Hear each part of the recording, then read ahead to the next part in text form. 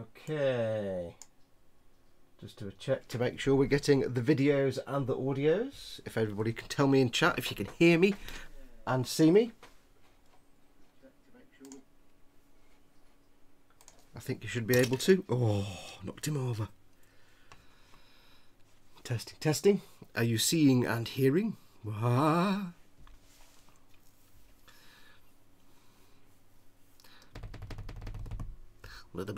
Yep, you're live. Yeah, you can see and hear me. Right, we'll just give it the usual few minutes for everyone to turn up. And then we'll start the nonsense. Good comms. Excellent. Ex-military there, I suspect. I can hear you now. That bloody advert is finished, says Paul. Yeah. I have to turn off my advert blocking when I do these streams, so it's always weird to go into one of my own videos and have to watch an advert. I'm like, dude, what? It's my channel. Shut up. Just giving it a moment. See who we've got in the chat. We have so far Scott Sutherland. Hey, Scott. Up in sunny, possibly sunny Orkney. Awaiting the arrival of one Mike Mountain, or Dad as we like to call him. Chris Gross Models and Paul from Glued to the Sprue, or Team Inept as we like to call them. They're in. Hey guys. Who else have we got? Jordan Nash. Hi Jordan. Nim Cinder in. Hey Nim. How you doing? Jerry. Yep, can't see yet. Hey Jerry. Lee's in. Lee Gallup. Hey dude. Grenelle Dupré. Everything fine. Greetings Grenelle. Gerwin Morse, hi Fox, hi Gerwin. Andy B67, hey dude. Wait, damn, back in a second, says Paul. He's got to go and poop, probably. He's got to do pooping. He didn't plan it very well. Randy Wahlberg, morning, afternoon, rolling Randy. I'm going to guess you're in the US. Just a guess. Sunny Orkney at the moment, says Scott. Damn it, we're kind of not raining, but it's not exactly warm. We're getting more warm weather at the end of the week. Yay, bank holiday weekend. Ilto Yandeverf, hello all, hey dude. Welcome, welcome, welcome. Canada, even better. I must do this. I have to do this now. I'm sorry. You've forced me to do this. I've got to do it. It just has to be done. Give me 1 second.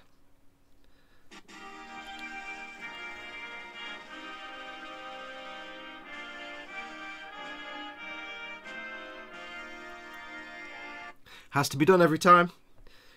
My favourite national anthem in the world. And I do love Canada. I've never been. I should go one day. Nope, stop. Don't play again. Yes, I should go there one day. I love that, says Randy. Oh, yeah. Who else have we got coming in now? We have Team Inept. Oh, I see. Paul was logged in as Paul, not Team Inept. You fool! I just realised I spelled your name wrong. My bad. It won't happen again. I don't know whose name you spelled wrong, but that's fine. Oh, sorry, I don't mind 1X or 2. It doesn't bother me. It's when people call me Mike. That's the weird thing, because on Facebook, my profile name on Facebook, my personal profile, has the name Mike at the start, but my first name is actually Fox. It's just Facebook don't believe I'm a real person if I call myself Fox, so I had to add Mike, so I have a normal name, as in boring. Ooh, knocked him over again. No, shut up. He's been on the gin. You're welcome to British Columbia. British Columbia? I've got that right, BC. Whatpla is in. What's up, everyone? Hey, Whatpla. Try the French one. It's the worse than an earworm. Yes, it is. It is just Canadian national anthem. Is just, you know, Oh Canada is just my absolute favourite national anthem in all the world. Lee, we call him all kinds of stuff. Don't worry, says Paul over at Team Inept. Team Inept says Fox. Why isn't Team Inept a mod, Fox? I don't know, but I can't do it right now. I never thought of actually making him a mod. I should do. Fox has a brother too. His name is Stoat, says Paul. Ah, ha, ha, ha, ha, ha, ha. Yeah, very funny. Rainy here in the land of Stroopwaffle, says Ilta. Oh, Stoat with 2 T's, says Chris. Yes, shut up. We'll just give it a minute or two for people to turn up, and then we'll get cracking. I've got my enormous coffee of happiness, so that's good. I've also got the other requirement, is my tissue of absorbing all the enormous coffee of happiness from my enormous moustache, because that happens. If ever scientists want to make the most absorbent substance ever, just make it out of beard. That absorbs everything. Team Inept, like and subscribe, says Paul. Yes, for those who don't know, Paul, Chris and I, Chris at Gross Models, Paul at Glued to the Sprue, and me here, we are Team Inept. We have a gaming channel, which I don't get a chance to go on very much, but we do stupid gaming stuff, and with the name Team Inept, you can assume that whatever we're playing, we're going to be really crap at it. That's the idea. And we might have roped Ted into it as well. Possibly. We don't know yet. I'm not sure. We might have roped Ted in for some gaming goodness, so you never know. That could be funny. Let's have a look. I hear you, Ilta, but it's the wet, snowy rain. And Ilta says, yes, it's the worst. Yes. Right. Shall we get cracking? Shall we get cracking? Well, welcome everybody. Welcome to another Warhammer Sunday with me, Foxx from Model Making Guru. As you can see, the unending forces of the holy contrivance are laid out on the table. This is where we're at so far. We have a whole metric flock ton of dudes. I've got to paint all these. Yeah, that's going to be fun. I'm kind of building this stuff with loads of enthusiasm, but the more I build, I'm thinking, shit, I've got to paint all these guys. This is where we stand so far at the moment. We have a 10-man squad of Imperial Guard with a Voxcaster and a Sergeant, and that's it. Everybody's got their las guns, or flashlights as we like to call them. We have 4 heavy weapon squads with a heavy las cannon, an auto cannon, whatever the hell that is, I can't remember, and a bolter, heavy bolter. We have 4 squads of Tempestus Scions. We actually have 3 squads of Tempestus Scions, 1, 2 and 3. And then we have an extra squad, the command squad here, with the Tempestus, the Tempestor Prime, and Vox, and some other bits and bobs guy with a medical pack.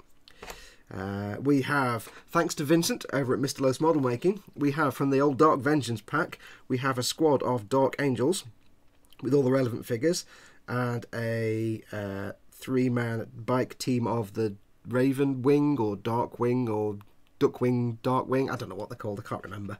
It's the old Dark Vengeance set. Now, these aren't going to be built as Dark Angels. I'm going to do my own colour scheme, but I figured there's no point me getting a load of Space Marines when Vincent very kindly sent me a load of Space Marines.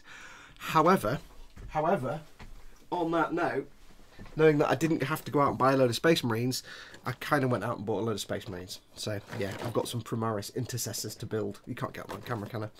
Some Primaris Intercessors, so I'll have even more Space Marines. So we got those. Again, from the Dark Vengeance kit, we've got some Terminators as well. Terminators. And, of course, we've got Lehman Russ, because this is the Start Collecting Astra Militarum set. So that's where we are. That is where we are at the moment. And there's a Dreadnought as well. Paul sent me this Dreadnought and the 3 of the heavy weapon sets. This and this are from the Start Collecting. This one, and that are from Paul over at TeamInept / Glued to the Sprue. Thank you, Paul. Didn't take long to build this. It's really great fun. Really nice fun. It's going to be fun painting that. As always, for those who are new to this, I am building this as the unending forces of the holy contrivance, my own personal army.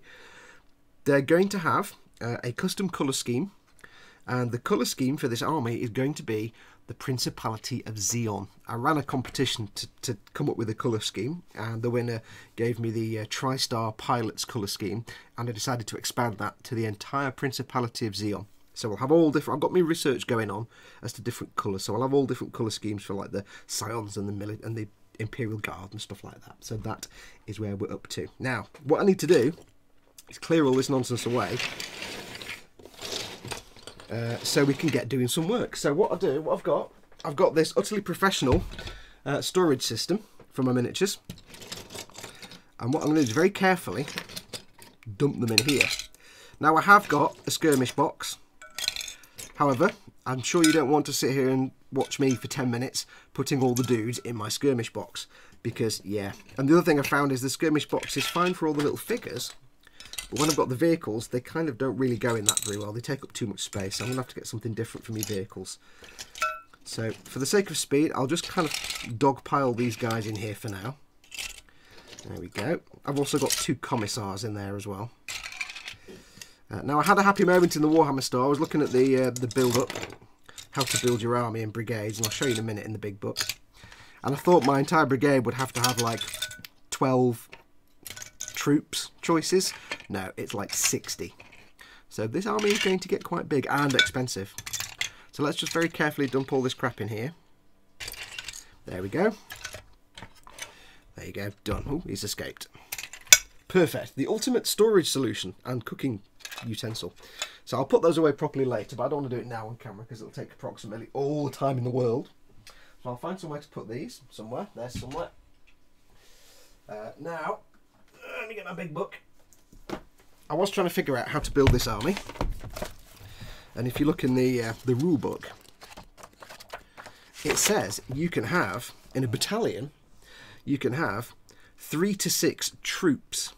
3 HQ choices and 3 to 6 troops. And I thought, well, that's 3 HQ choices. So I've got a Tempestor Prime, a Tempestor, and I've got a couple of, what do you call them? Commissars. And I thought 6. So only 6 dudes. That's a bit small. Turns out no, it's 6 squads. 10-man squads for Astra Militarum. So that's 60 guys. I've got 10. So I could have up to 60 dudes. But I can augment them with my Tempesta sound. So it's going to be a lot of painting. A lot of painting. Blimey. It's going to take forever. So expect this to be a long series. Right, so what have we got on the books for today? Well, I need to do some vehicles. And I also need to do... Last week, remember, we had a giveaway. I was giving away this notebook. This Warhammer 40k Primaris Space Marine notebook. Which is a beautiful lined ruled notebook. Untouched by my hands, apart from obviously when I've touched it with my hands. Ready for you to scroll all kinds of illegible stuff in. And I have pulled the winner at random, and we'll get to that later, so stay tuned if you've won that. Now, for today, I thought what we'd do is start on some vehicles. So what I'll do, I'll have a quick look at the chat first, and then you guys will choose what I start working on today. I see, yeah. Keep them interested, that's the rule. So, what's been happening in the chat? Let's have a look. Let's have a look. Good evening all. Hey, Simon Masters is in. What plus says something, but then retracts it. I'm sure it wasn't that bad.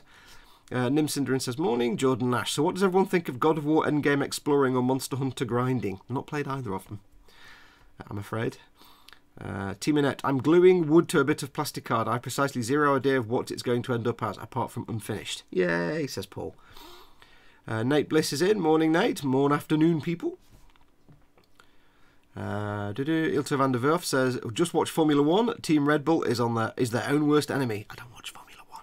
However, my good friend Nikki, who's an artist, she absolutely loves Formula 1, and she's a big McLaren fan. So if you mention any other team apart from McLaren, she bites your face off. Greetings from the USA, says Ronnie Partin. Hey, Ronnie. The Orc Boys is in. Roning Orc Boys. Afternoon even. Team Inept, vote Dreadnought. We've already built the Dreadnought, you spoon. Oh, it was bad, lol, says Wapla. So we are up to date with the chat, yes. So, so today's plan is to at least make a start, and when I'm doing a live stream, that means cutting about 4 things off a sprue, is to make a start on some vehicles. Now, I've already built this Lehman Russ. It's not fully built. I've not attached everything. This isn't all glued in. I'm going to put magnets in here. I made a terrible mistake of not magnetising the sponsons, so when I put it in my... skirmish case, it takes up a massive amount of space, so I'm going to have to get different storage from your vehicles. So none of this is glued on. So this is done, basically. So I'll put this in the big storage unit that I just showed you a minute ago. Now, today, you have a choice. You've got a choice of 3 things, which one I'm going to work on. So, let's get them ready. Because it doesn't really matter what order I do these things in. So, we have a choice of 3 vehicles. We have the Taurox Prime that comes in the Militarum Tempestus pack. I've made all the dudes. I just need to make the Taurox. So it's this really ugly, and it has to be said, fugly vehicle that should have had wheels, but they gave it tracks. Yeah, I know, it's dumb. I know you can get kits to convert it to wheels, but I'll be honest with you, some of the kits that have wheels, they look just as dumb. So I could start on the Taurox, or your second choice for the day is I could start on my Hydra, my Astra Militarum Hydra, which is an anti-aircraft vehicle, but you can use it as anti-personnel. You can have it with anti-aircraft guns or big explodey guns. So that's the second choice. I could make a start on the Hydra. Or your third and final choice, I could make a start on my Knight, on my Imperial Knight. Now I don't know which one I'm going to build it as yet. There will be I will be doing a number of Knights. I'll have at least 3. One will be done up as a Zaku, one will be done up as a Goof, and one will be done up as Char's own custom Zaku. Now for Char's, I might actually wait till the new Castellan Knight comes out. That's one with all the big weapons and everything on it. I might use that for him. So this is going to be done as a Zaku or a Goof. So your choice is... let me get them back again. So your choice is the Knight, the Hydra, which you can't see because it's off screen, or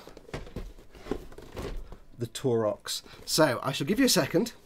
Say in chat which one you would like me to work on today. Now I'll go through the usual spiel while I'm waiting. Hello to everyone who's watching. If you're watching this anywhere other than on the YouTube channel, so you can't see the chat, then do feel free to come along and join in the live chat. I depend on my people in chat to give me stuff to talk about, to give me feedback, and we have a good laugh. It's all silliness.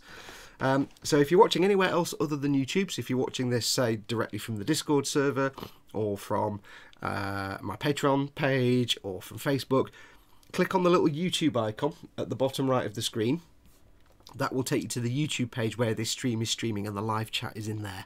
So do feel free to join in. You're more than welcome. I love it when you do. To those guys in chat, thank you for coming along. If you'd like to ask a question, and please for the love of dog do, because I need stuff to talk about for another 3 or 4 hours. Ask a question. If you put it in all capital letters so I can see it, put the whole question in big fat capital letters, and I'll do my best to see it. When I'm working, I can't always see the chat. If you'd like to, though, there is a super chat option. You can click the little dollar symbol below the chat box, and that will put your comment in a big coloured box, and I'll see it a mile away. It's completely optional. For those of you who are new to my stuff, welcome. I am the model. Well, I am a model making guru. If you've not subscribed to my channel, please feel free to like and subscribe, and don't forget to hit the little notification button next to the subscribe button, just so you can make sure you're updated every time I do a live stream and every time a video goes up. And I don't just do Warhammer, I do Gunpla and other stuff as well, so it's not just Warhammer. What the plan is that during the week I'll do my normal builds, like builds for E-models, stuff like, you know, tanks and cut tanks and whatever I'm building at the time, Gunpla and stuff like that. And then at weekends it's my Warhammer time, and I figured I may as well do live streams so I can work on my Warhammer army on the weekends in my time, but I'll give you guys something to watch. So that's the spiel out of the way. So let's see, how are we doing? What have we got for options? Let's have a look. Okay, we have Hail Hydra, Knight, do Adora, says Chris. No, definitely Hail Hydra, Knight. Knight is a must. Hydra, the Knight. Hydra, no, the Knight, says Simon. Imperial Knight, Knight. Not going to be the Taurox, is it? Knight gets my vote, says Chris. Yeah, nobody likes the Taurox. Knight, Knight, Knight. The one in the back, I can't remember what it's called. The Hydra. Hydra. Peer pressure, Knight. Question, spec later, says Chris. Maybe, we'll see. Hydra, save the Knight as a benchmark when you've had enough painting infantry. Start with an easy question. What is the meaning of life? Knight, and I think it's going to be the Knight, isn't it? I probably won't get much done today. I'm just going to be cutting stuff off the sprue, so... And I'll basically build it into sub-assemblies and then put it to one side for the big painting later on. Because I want to actually do a proper sort of painting series on the Knight, so on one of them at least. So, looks like you said to do the Knight. I'm really happy because that's the one I want to do. Yay! So, let me put these to one side. And we'll get going on the Knight. So thank you for everybody. Chris says questions spec later. By spec he means do I want to go and play some Elite Dangerous later on. Yeah, might as well. I'll see if I can. I've not got much to do this afternoon. Once I've done this, it'll be dinner time, and then once it's after dinner time, it's fatness. There's not much to do after fatness, so I shall try and pencil that in for you. Let me know if the audio's all right, by the way, guys. So let's have a look. Here are our Imperial Knights. All the decals in the world. I might not use many of these. And we have a choice. We can build a Knight Crusader, a Knight Warden, a Knight Gallant, a Knight Paladin, or a Knight Errant. Now, I haven't got the codex for Imperial Knights, and that'll be a while before I get one, because they're not cheap. So I may just go off whichever one I think looks kick-ass. And I think what I might do is, for the Zaku, well, for the Goof, I'm going to do the gallant with the big hand. Let's have a look. Does it show you a good picture of the gallant with the big hand? Let's see and find it. No, it doesn't. Okay, so I'm going to do... The goof will be the knight gallant with the big hand in a blue colour scheme. For the Zaku, given that Zakus are a bit rubbish and not very good... Or I might do the Knight Warden for the goof. He's got a hand as well. Don't know yet. We'll see. He's got... Actually, I might do that for the goof. Gun in a hand rather than a chainsword in a hand. For the Zakus, bearing in mind that Zakus are a bit pants and a bit rubbish, I might just do a bog standard paladin, maybe. Just because Zaku's aren't that great. No, I might do an errant, so he's got the chainsword and the melter flamer thing. We'll see, because Zaku's aren't supposed to be that great.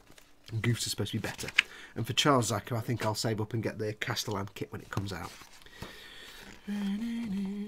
Sound is good apart from when you turn around, says Chris. Yeah, because the microphone's pointing here and I have to go over there sometime. But to respond to Ilta's question, what is the meaning of life? Noms. Noms is the meaning of life. So, let's start on this one, and we will do it as the Knight Errant. Knight Errant. We'll do it as a Knight Errant. So, I have to keep that in mind. Wow, paint and build. No, it's beautiful. The runner and manual like any Gundam. I know. It's a really nice. It's a really nice manual. You got all the stats for the different. You have some basic stats in the instructions. So we can go through and have a look. Because obviously you play this in the game.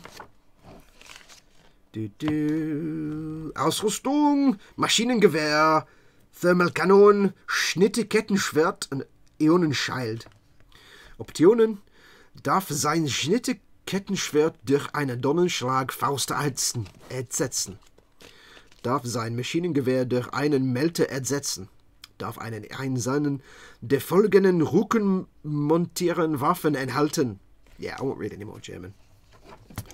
It's funny when I do, but I can't. I shouldn't. Okay. Or I could just make one up and give it whatever weapons I want, because that's the idea. Show some love for the grunt, says Nim Sandarin. Yeah, I love Zakus, because they're the ones that can be made. When I do these, Chars is going to be a nice clean build with lots of shiny things.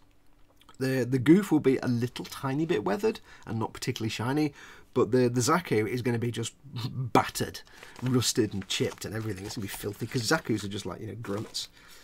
So, okay, so we've got that. Now I do have, I got extra for this kit. I did get some Space Wolves goodness.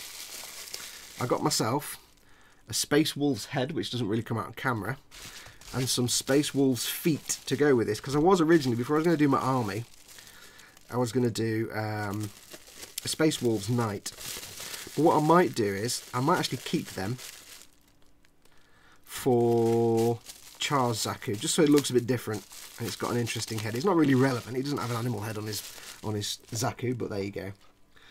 And we've got, of course, all the sprues in the world. Now, the strange thing with this is, when you watch people on telly making these things, they look massive. When you actually see them in real life, it's not that big. They're not that big. They look about 3 feet tall when you see them on videos and stuff. So, let's get cracking, shall we? So I'll put these bits back in the... I'll put them there for now. Let's have a look. What is chat doing? Chat's stopped for the moment. While we're going through this, of course, I will be sitting here cutting things and sanding things and stuff, so I will depend on your chat. So feel free to ask lots of questions, otherwise I'll have nothing to talk about. More coffee. I depend on you. You are my lifeblood in the chat. So let's get cracking. We need some tools. We need our knife of cuttage. We need some sandy. Sandy.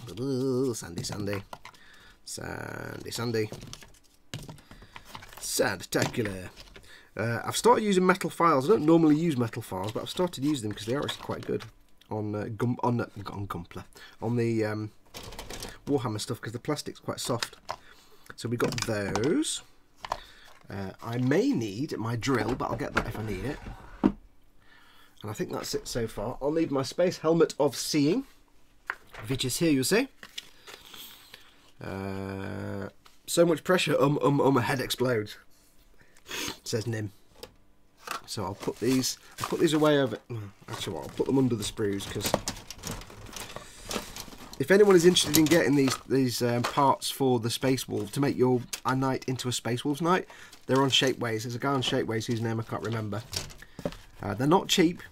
I got myself the head and the feet, and I was going to get the pauldrons, but they turned out to be so expensive with all those as well. I'm like, no.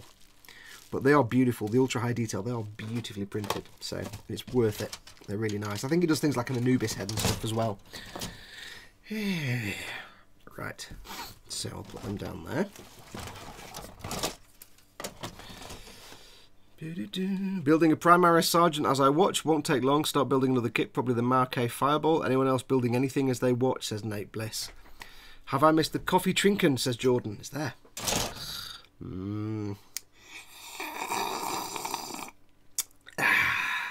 There you go. Life-affirming coffee. Right, so let's have a go. So we're going to do the Knight Errant for our lovely Zaku, I think. Or should we do them all? Because I'm going to have to end up buying 3 or 4 knights. I think actually I should build them all with hands, because they're supposed to be like Zaku's. So I might build one as the Knight Gallant, one as the Knight Warden, and then we'll do the Castellan when that comes out. So I've got to change again now. So what we'll do is the Zaku will have... Hang on, what are the rules on these? Can I change the weapons around? Can I... Let's have a look. As a Knight Warden, can I change these weapons? Can I have whatever weapon I want? So can I build him with the big fat cannon instead? Let's have a look. Let's have a look. So he's the Gallant. That's in French. Don't want that. Apologies.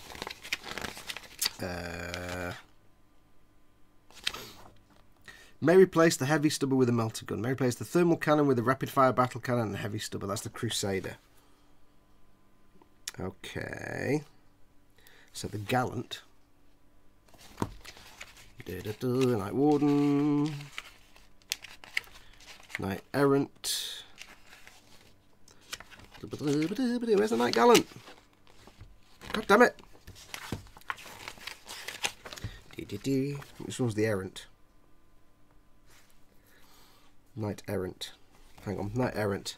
May replace the heavy may take one of the following purpose weapons. Chainsword with a thunder. Oh, okay. May replace the Reaper Chainsword, that one, with a Thunderstrike Gauntlet. Okay, we can do that then. So we'll do the Errant as the Zaku. And we'll do this guy as the Goof. So, Errant. Let's do the Knight Errant. I don't know how these instructions work. Follow step 1 to 8 for all variants. Suivez l'étape 1 de 8 pour toutes les variantes. I won't try to do it in Spanish. Folge de Schritten 1 und 8 für alle Varianten. Cool, right. So we're not going to get far, so I can start on parts 1 to 8. So we start off on the leg bones. Let's have a look. Building a Nim Sunderin, Master Grade. Oh yeah, words. Nate asked what people are working on. Nim Sunderin is working on a Master Grade Dual Gundam Full Shroud. Lee Gallop's working on a Master Grade Hazel. Monkey Panda Tank, I like that name. Monkey Panda Tank, hey dude, is working on a third-party SD Nightingale. Sweet. Palmazero, evening. Palmazero is painting his World of Warcraft Illidan-themed Demon Prince. You want to sell that Titan, Nim? Says Lee Gallop. Nim says, no, I'm not selling it. I have to do something between my Vercar Full Armor Unicorn. Oh, version car Full Armor Unicorn. Ooh. Sanding and seam filling myself. Well, can't you just sand and seam fill a model? That'd be a lot much more practical than doing it to yourself. Grenelle Dupre says putting decals on the perfect grade unicorn. So you'll be doing that for a while then. You'll be busy for the entire show. Right. So let's have a look. So we need... the one thing more Games Workshop haven't quite figured out yet is having actual specific sprues like A1, B1, like A, B, C, D. They just have numbered parts. So I need part 63. The hell is part 63? I need part 76 and 75. Okay, I'll have to go through all the sprues. 70, 73, 70, 75. They're all really small numbers. 54, 78, 77. Okay, well I need 75 and 76. So that's going to be on somewhere.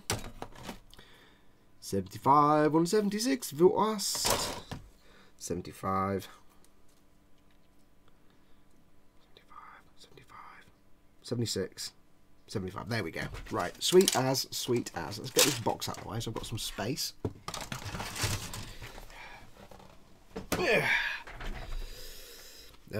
What Ply's working on a 1/100 scale Schwab Grays McGillis. Grays McGillis.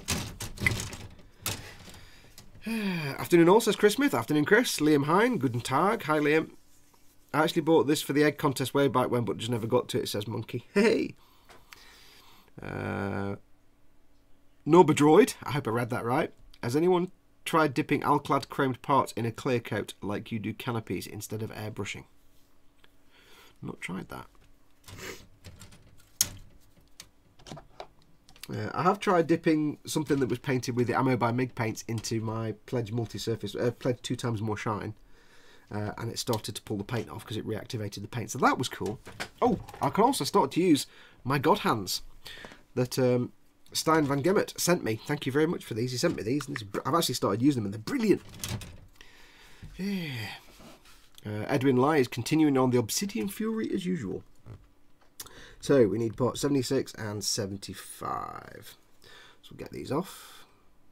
Let's get it off. No doubt the first thing you'll see me doing is filling some seams.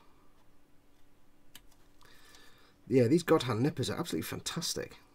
They just cut through this plastic like butter, man. It's excellent.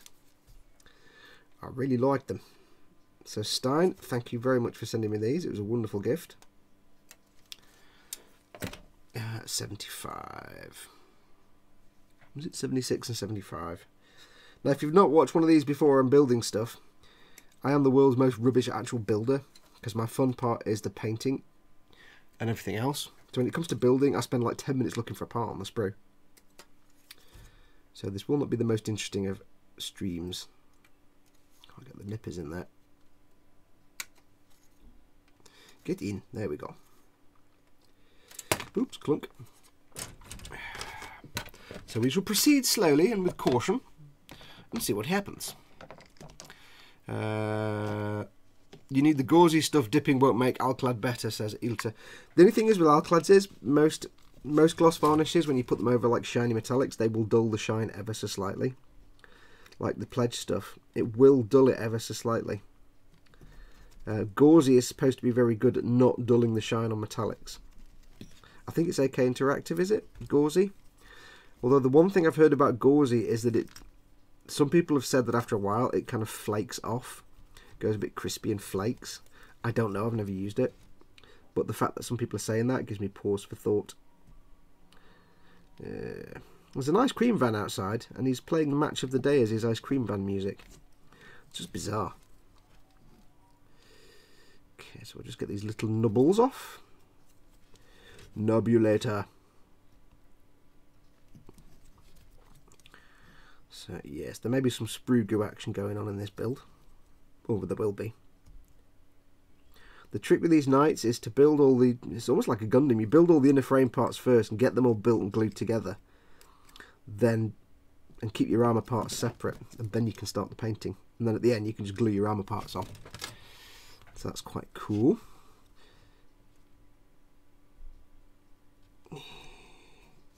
You get to watch me do nubs. Let's see if I can turn the chair around a bit so you can see a bit better. Can't remember where the nubs are. There's one. Now if you actually watch Duncan making this on Warhammer TV, it's quite funny because he glues the leg parts together and then he says, to get rid of the seam line, use your seam line removal tool, and he scrapes it over the seam line, but he doesn't do anything to fill the seam line. He just literally scrapes it over, and it's quite funny because like when you see it later on, he started to paint it, it's a really obvious seam line right down the middle of the leg, and I'm like, oh no, no, this is not correct. Guess that's those off. We're going to give them a little bit of a sandy. Just gently to get rid of any little bits left over. They need to go in the bottom of the foot, so I don't need to worry about those too much. Give that a little delicate sanding.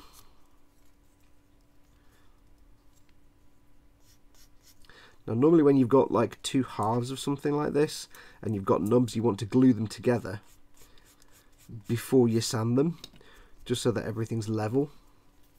And that's what I'm going to do. I'm just going to get the majority of the nub off first. So if you've got two halves and you sand them separately, then you might have one half that's like that and not lined up properly. So if you glue the stuff together and then sand it, you get a smooth edge. So how is everybody anyway? I hope you've all had a good week. Doing whatever you're doing. I've had a bit of an uneventful week this week. As I've said in some of my videos, the neighbour next door, lady that lives next door, she's really nice. She's having the roof done, or she's had the roof redone, because the house was built in the 1930s and it's the first time the roof's ever been redone. So yeah, you can imagine what state it was in. So she's had that done, but it means all week I've had like building going on next door, like hammers and banging and sawing and stuff. So I've not really been able to do any filming for like the E-models build, because I can't. I've just be constant banging and crashing all the time, and it would get very tiresome very fast. So I've just worked on my army. So not been the most like massively active week for me, unfortunately. Okay, so there we go. There's two halves. So what we're going to do is we're going to get our Tamiya extra thin. Notice how I didn't put glue on these to start with, because Tamiya extra thin dries really quick and evaporates off and flashes away. I'm actually going to run the glue down the gap like that. I'll probably have to do it several times. I'm trying to be as fast as I can.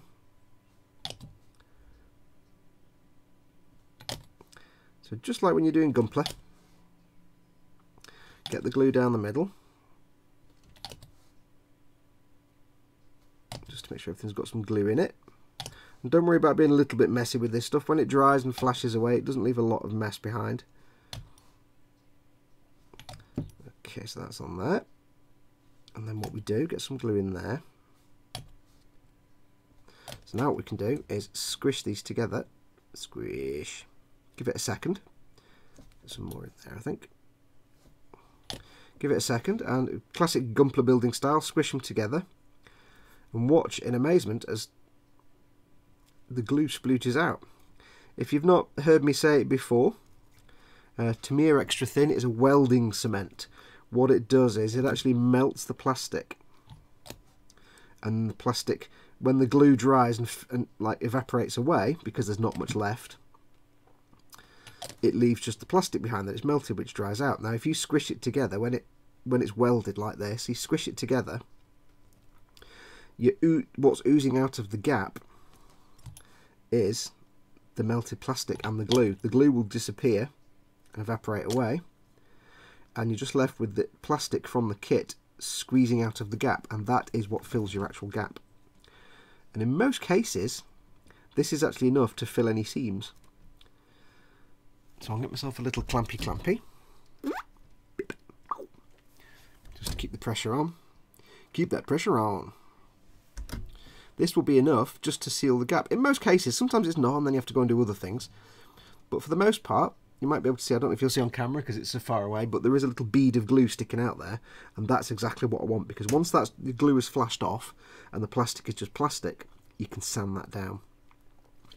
And once that's done, any little gaps that are left, you can go in with your sprue glue. It's just a way of avoiding using filler, because filler is a pain in the bum. So that is that bit glued together. I need to leave that to sit for a minute.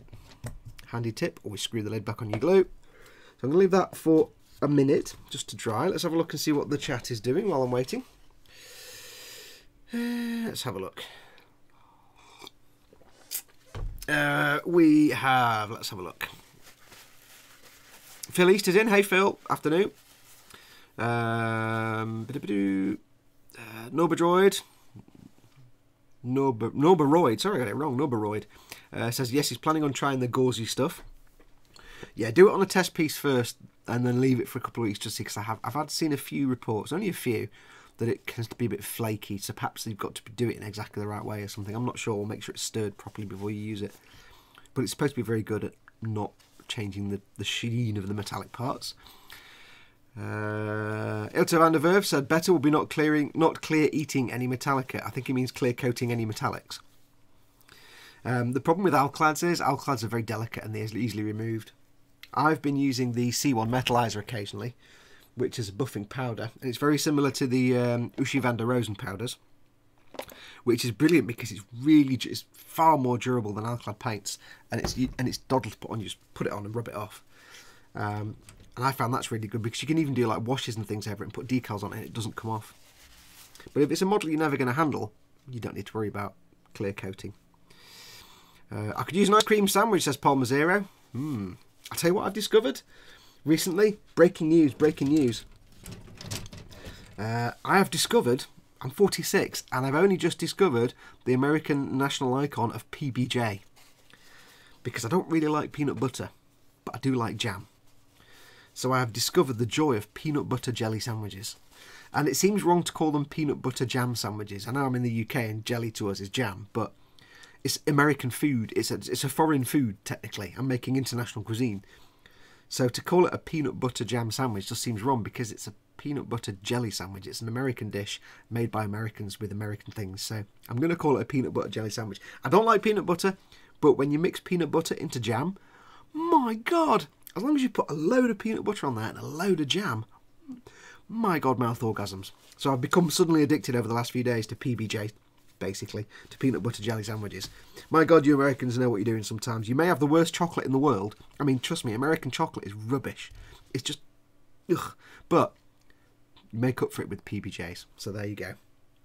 I don't know why I don't like peanut butter. I like peanuts. I just don't like peanut butter. Unless you cover it in jam. Let's have a look. Nate Bliss says, the Toontang I built on last week suffered at least 7 clean breaks when I painted it with lacquers the other day.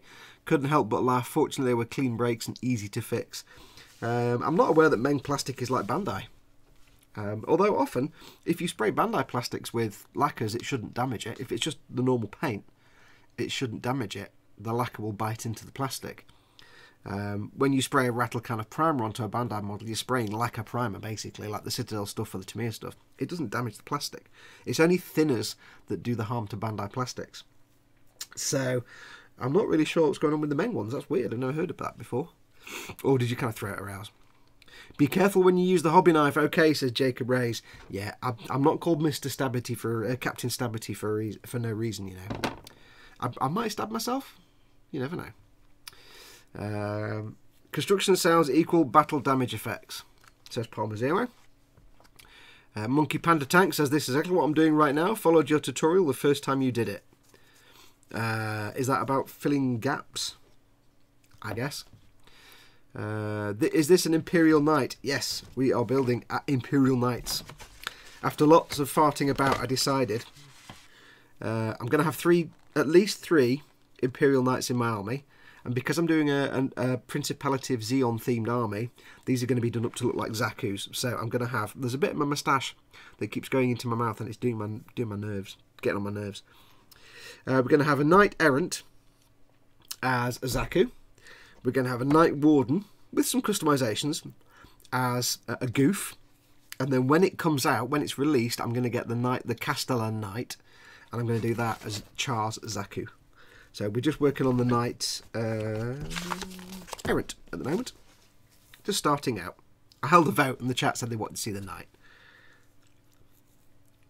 That trick works better if you say squeeze loud as you do it. Actually, I forgot to say, I normally say squish, I go squish. I forgot to do that. We've got another leg to do, so don't worry. There's a little bit of my moustache going right into my mouth and it's really getting on my nerves. Let me take a big swig of coffee and it might get rid of it. Enormous coffee.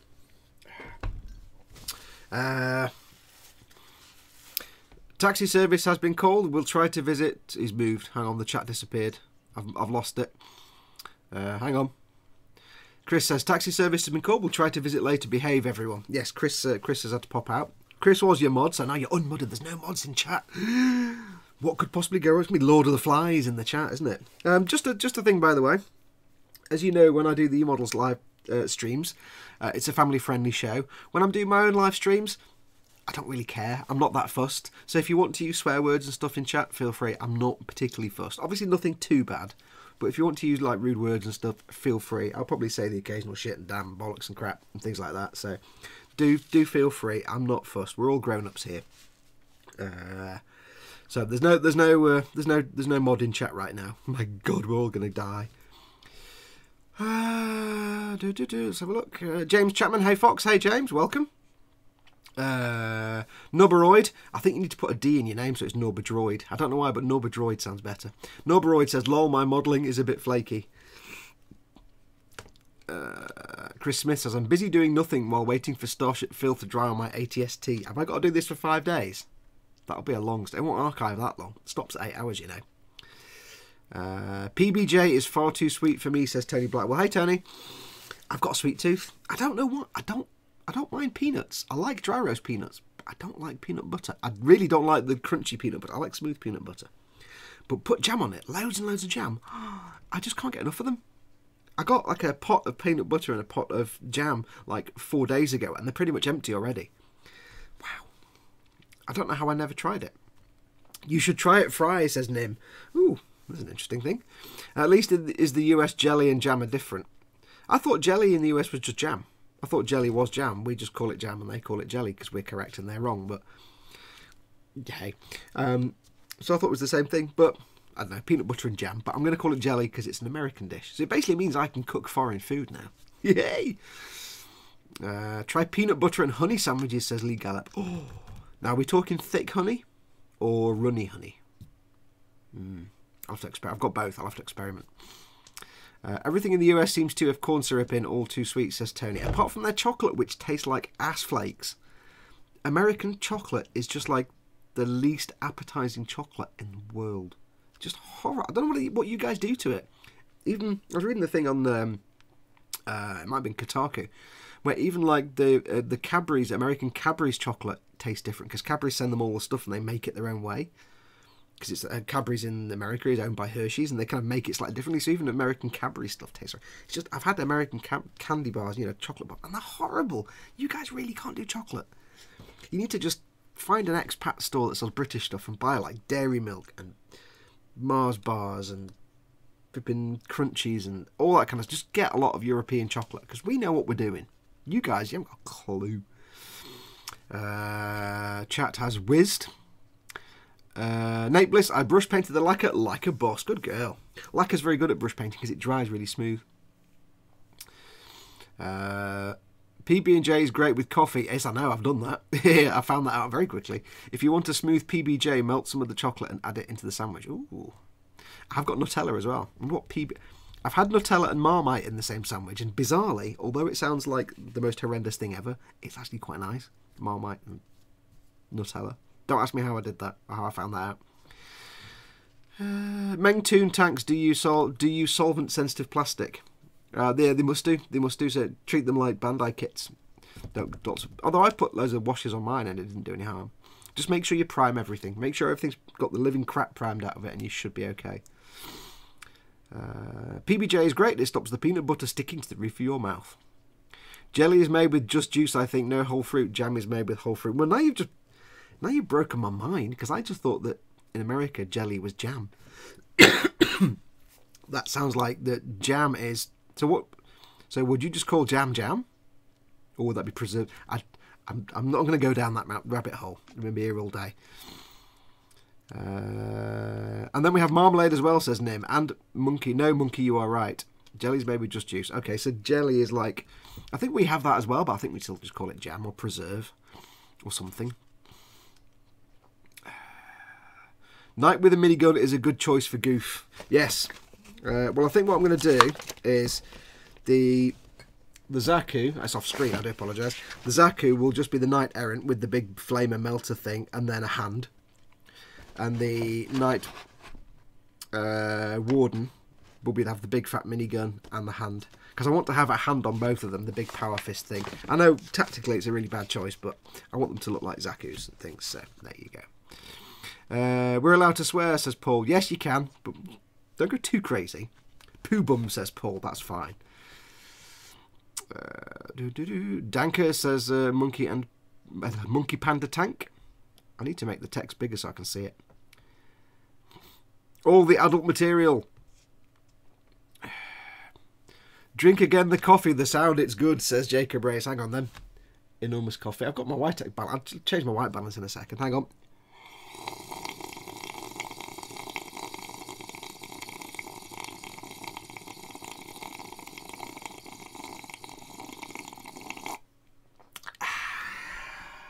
Manly beverage. Let me quickly adjust my white balance because it's a little explodey. Let's use this as a white balance reference. Let me change that. White balance. Ooh, blue times. And we've got jazz saxophone playing. It's a bit better. Let me change the gain. That'll do. Thanks to Ted, Skipper Ted, I've discovered how I can do things like make all the changes settings while I'm working. So I can do things like zoom in. Look at my enormous coffee. Happiness. Yes. So I might be able to zoom in and show you things. Is banana hammock a bad word? No, it's just a bad piece of clothing. I'll leave it at that. I built a Bandai clone trooper the other week. First time I built anything without stabbing myself at least once. If you're not stabbing yourself, you're doing it wrong, Chris the Pyro. Hey, welcome, by the way. Grenelle Dupre says, Microsol is moving the decals. Yeah, you need to let the... If you apply them with Microset, first of all, let them dry for 5 or 10 minutes and then go in with the Microsol. Make sure they're dry and then go in with the Microsol. And just keep it to the decal area. Don't slap it around everywhere. And if it moves, just put it back in position and let it dry. Give it 10 or 15 minutes and then go and do your next coat. If it's moving it straight away and you let it dry, it just means the decal wasn't really properly stuck down. No, jelly and jam aren't the same, says Tony Blackwell. Hershey Kisses look like and taste like poo. Every American chocolate product tastes like ass. I hate to say it to you guys, but Oreos, there's no flavour. It's cardboard. They're horrible. I don't know why everybody goes crazy for Oreos. They're just terrible. Import some proper penguin biscuits. Those are proper chocolate biscuits. There you go. Hershey's uses the weird fermented milk, so it tastes like vomit. Yeah, Reese's peanut butter cups taste okay. I've never had those. Kinder chocolate is amazing. That's because it's European. It's not American, so they import it. That's why it tastes good. Mars bars are American. Yes, but the American ones taste different to the European ones because they make the chocolate differently. So even American chocolate in Europe tastes better. Because the stuff we get is probably made over here. The stuff you get is made in the US, and you guys just don't know how to do it. I love Marmite. I love Nutella. I am not sure about the combo, says Paul at Team Adept. Just try it. Go and do it now. Just go and do it now, right now. Go and apply some Nutella and some Marmite. Just trust me on this. I did it by accident, and I was like, wow, that's incredible. Stroom13. Hello, guys and girls. I'm late. I was working in my garden before the rain comes. Hey, Stroom. Welcome. It's not the same if Stroom's not in the stream. Stream. I generally like Lindt. I don't like chocolate before trying European chocolate. I'm not that keen on Lindt. It's always like sold in petrol stations. It's alright. I prefer store brand Marmite. The Marmite they do now just tastes of celery. I like celery. Celery's nice. Gratuli sea salt and caramel chocolate is awesome, says Parmezero. Marmite is fantastic, as are Twiglets, which, if I remember correctly, are covered in a similar stuff, says Monkey Panda Tank. Could be. I like both. Have you tried Oreos dipped in milk? Yeah, it just means you've got a really nasty tasting biscuit dipped in milk. It doesn't change it. Once you eat a penguin, you can't then like an Oreo because this is just rubbish. The penguin's brilliant. Go and get some penguins or some Rocky Robins. You think if I keep stabbing myself while making kits one day, one will have enough of my blood, I'll be able to control one of the kits with my mind? Yes. That's the secret they don't tell you about. My local grocery has Tim Tams now, says Whatplat. Tim Tams are fantastic. If Kenneth was here, he'd be laughing because he sent me some Tim Tams. God, they're great. You bite the corner off and you drink your coffee through the Tim Tam. Oh, my God. It's called the Tim Tam Slam. I'm now up with the kids in Australia. Probably have to do with some FDA regulations, says Nim. Yeah, it probably does. Right, I'm going to film myself on my phone trying that combination. Expect a sweary video of me retching very soon, Mr. Fox. I expect nothing less, mate. I expect nothing less. Bourbon biscuits are really good, says Monkey Panda Tank. Yes, they are. But they're not as good as penguins. Right. More coffee. So, this leg is now squidged in place. It won't have cured yet. The plastic will still be squidgy, so I'm not going to do any sanding just yet, but I can take the pegs off and I can glue the next bits on. So now we have the next piece here, which is we need 63, 64 and a 51. Let's find these pieces. It could be anywhere. 64, 63 and 51. Well, there we have 51. Et voilà!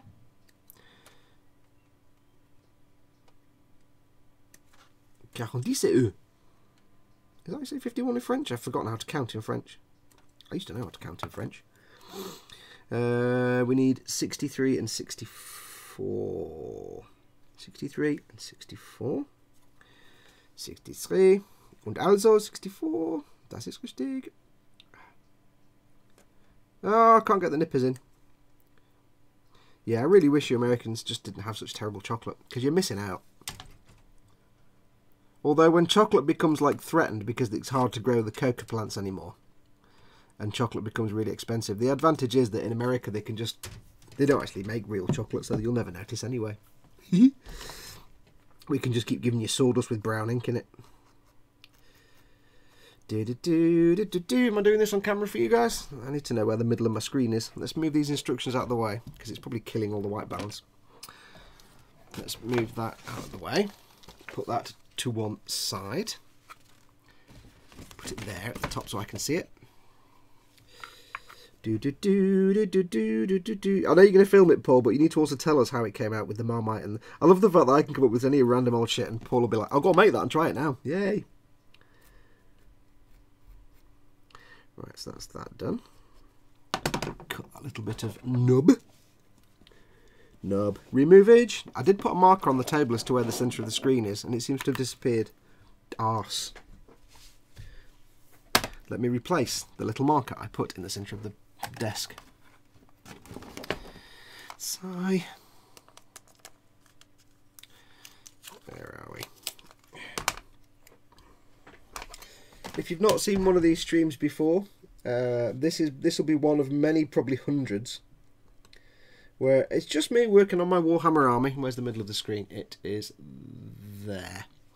This is just me working on my Warhammer army, which I would be doing anyway, but my plan is to do this Warhammer stuff at weekends, and during the week I can focus on my other builds, my E-models builds and my Gunpla builds and stuff. So this is just a way for me to break out at the end of the week and do my own thing. And I figured I may as well stream it, give you something to watch every week. So this will be every Sunday at 3 PM on this channel. And not much will happen, because I'm not really... Don't think of it as watching me doing lots of cool work. Just think of it as a chance to hang out and chat with your friends in chat, with me waffling on in the background. So you're not going to miss any amazing revelations in the actual building part of the equation. It's going to be challenging when I get to doing the painting, of course. So let's get these little nubs here. Little Nubbingtons, let's get you removed. Oops, didn't want to do that bit. Gouge, fail. I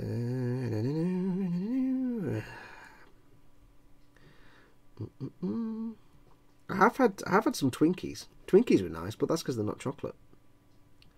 I know Twinkies are like alien food or something, but Twinkies were nice.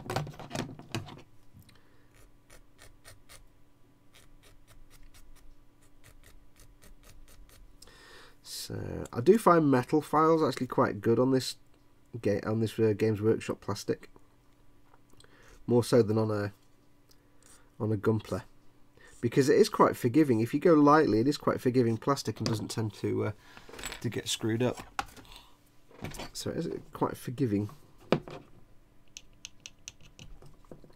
And of course the seam removal tool, which is just the tool of the gods for Games Workshop plastic. It really is. I'm not expecting to find a lot of awkward seam lines on this, because it's a more modern kit. Got to tell you, if you decide to do Astra Militarum or the Imperial Guard, those kits are really old, and I've got to tell you, they're kind of shocking quality compared to modern kits. The seam lines are everywhere.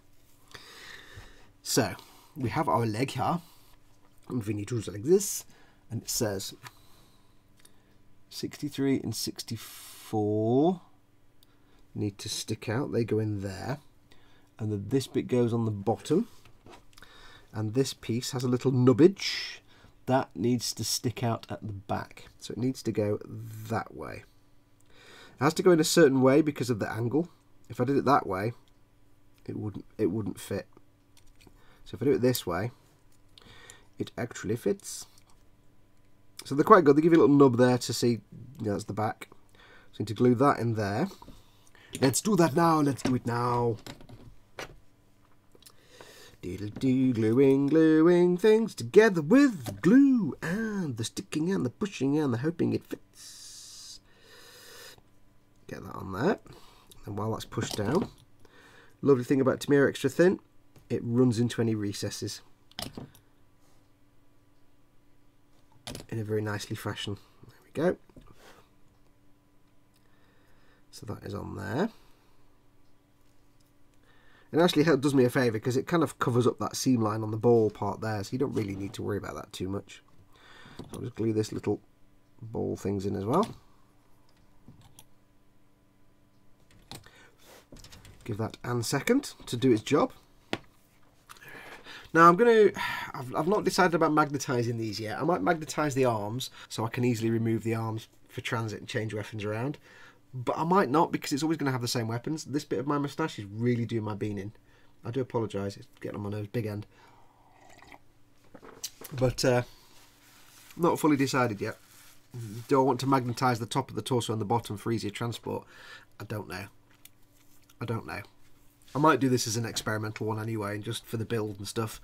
It's only the Zaku's, but I'm not really fussed. Eventually I'll get some kind of storage option for them where I can just put the whole thing in a box and transport it. I'll probably never end up playing this game, so there you go. What do we do in chat while that dries? Fox, you are my Sunday morning cartoon, says Palmer Zero. Yes. I'm US, but my mum is from France, lived in the UK for several years, so I got exposed to a lot of European and English snacks and food. Is good because then you've had the good stuff. Simon Masters, are they cakes or biscuits? The Orc Boys, stop. Lol. Cake, says Andy B60. I'm assuming somebody mentioned Jaffa cakes. Un, deux, trois, quatre.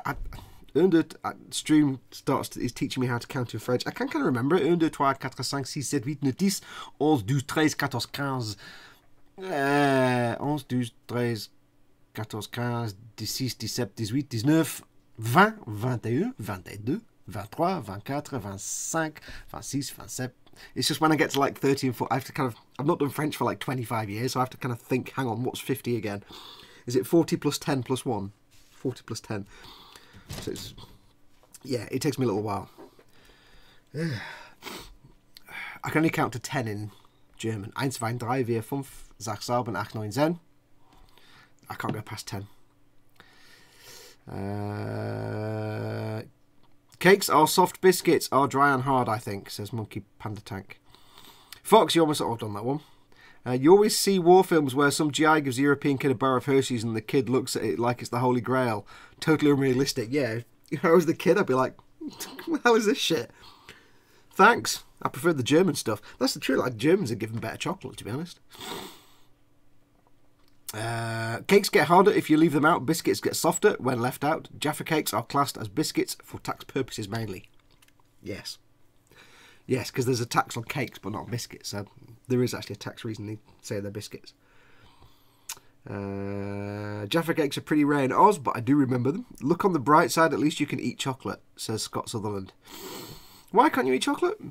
Is it an allergy or a dietary thing, or is it just because the puffins get to it? Yeah, but you can have easy access to Orcadian fudge, Scott. So it swings and roundabouts, mate. Hobnobs are great for dunking. They will not give in and fall apart. Chocolate hobnobs are great for that. To all the Americans out there, go online and import some chocolate hobnobs. Just do it. Just do it. For the record, I suspected Marmite and Nutella together taste like salty turds, says Paul. You're clearly an idiot with very little taste. You're doing it wrong, clearly. Chris the Pyro, I really need to start stockpiling kits. I ended up only buying 1 or 2 at a time, then build them, and then have to wait like 1 month for a new kit to arrive. Oh, it's all about having 1,000 kits you're never going to get around to building. Paul Davies says, bought one of those Citadel seam scraper tools after you recommended it. Really good tool. It is. It's brilliant. 45 degrees.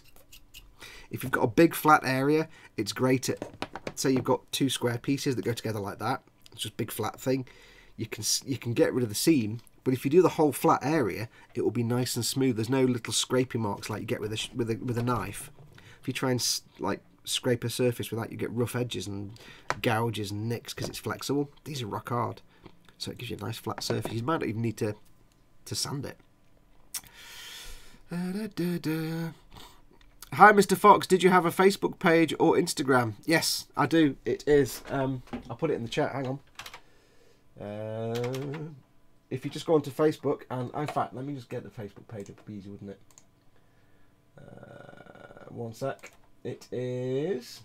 Ooh.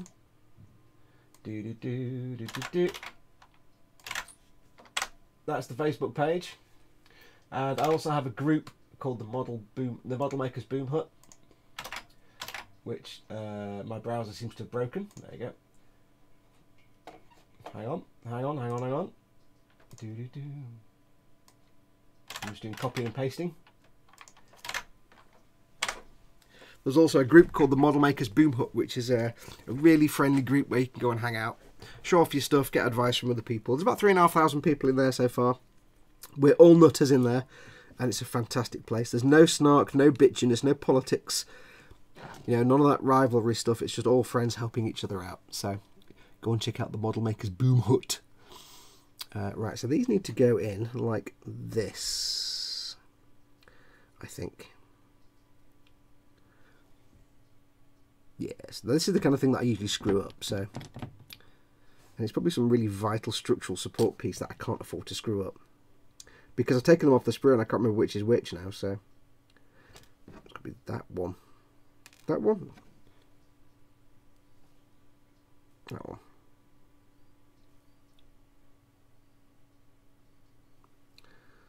There. Like that, you see? I hope that's right. I took them off the sprue and I forgot which number was which, so that could go horribly wrong.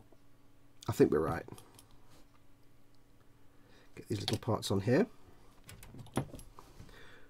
I think these are little bits that hold like the armour in place or something. I'm not quite sure. There we go. If you've never made a Warhammer kit, or a Games Workshop kit, I do strongly recommend them. Even if you have no intention of ever playing the game, they are beautiful kits. And some cleanup on there. They are beautiful kits. They're dead simple to make. They're beautifully sculpted. And they're just fantastic. So I do recommend them quite strongly. Go and check them out. Not the cheapest in the world. Their pricing model is based on how important they are in the game, not how many bits of plastic are in the box. So you can get some odd things where a simple kit is more expensive than a complex kit. But it's fine. It's all good stuff. Right, so that's on there. That's those two. 1A, 1B. Okay. Let me turn that around that way. Yes, that's the right way around. Yeah, these are attachment points for armour, which is a bit ropey because they're not. There's a little bit of wiggle room getting them in the right place, so you've got to get them exactly right, and there's no indication as to whether they're in the right place or not. So we'll just have to hope. Okay, that dry for a minute. We need part 53 and 54. 53 and 54. 53 and 54 is not going to be on, is it? 53, 53, 53, 53. Wow, they need to work on their sprues. They really do. It's not like a Bandai sprue with A, B and C. There we go, 53 and 54. Okay, let's move this out of the way because I don't think we need these just yet. If you have just joined us, don't forget, of course, we are doing we're doing the giveaway. We're giving away this last week, this notebook, and I'm going to be revealing who's won that this week. So stay tuned, that will be at some point. 53 and 54. For anybody who has just joined us, welcome. If you are watching on anywhere other than YouTube, you won't see the live chat. So if you are watching, say, on the Discord or on my Patreon page or anywhere else, where it's embedded. You might not see the live chat. Let's do 54 first so I know which is which. Let's just not guess this. All you have to do is click on the little YouTube icon in the bottom right corner of the video, and that will take you to the YouTube page where you actually see the live chat. And do join in the live chat. I will be giving away some stickers later on to people in the chat. Oh, that's one thing as well. For the guys in the chat, I've changed the settings this time to low, I think it's low latency stream, where it's less buffering and more real-time interaction. So you might find the chat is a bit quicker and stable. The video might be a bit more stable this week. So let me know how that goes. If it's not, I'll put it back the way it was last week. But it's the setting now is that it's hopefully less buffery, if that makes sense. So we'll just get this seam line off. Seam line, be gone. So you're getting rid of seam lines here is just mould lines, is just scrape them off. It's brilliant. I love this tool. I absolutely love it.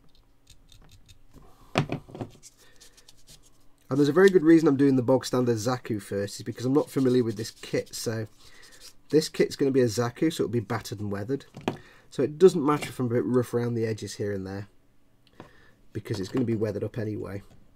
But it's good practice for when I get to doing like Char's Zaku, which will be nice and clean and shiny, where I have to make sure all the seam lines are removed and everything looks spick and span. So it's basically just good practice for that. I've been waiting for months to start on this night. Okay, so that was 54. 54 needs to go on this side. I really want a PBJ sandwich now. God damn it. 54 goes there, and that needs to go into that. Does that go in like what? Actually, it goes in like that. Like a glove.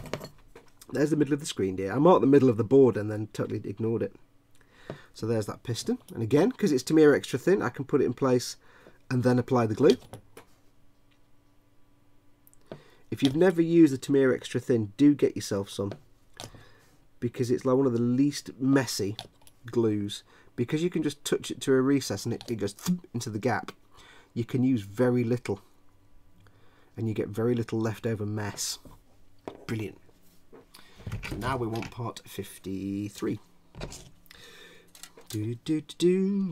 I'm led to believe that painting these is an absolute joy because it's really simple.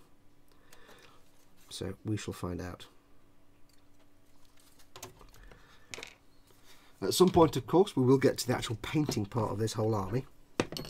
I'll be painting things live on telly.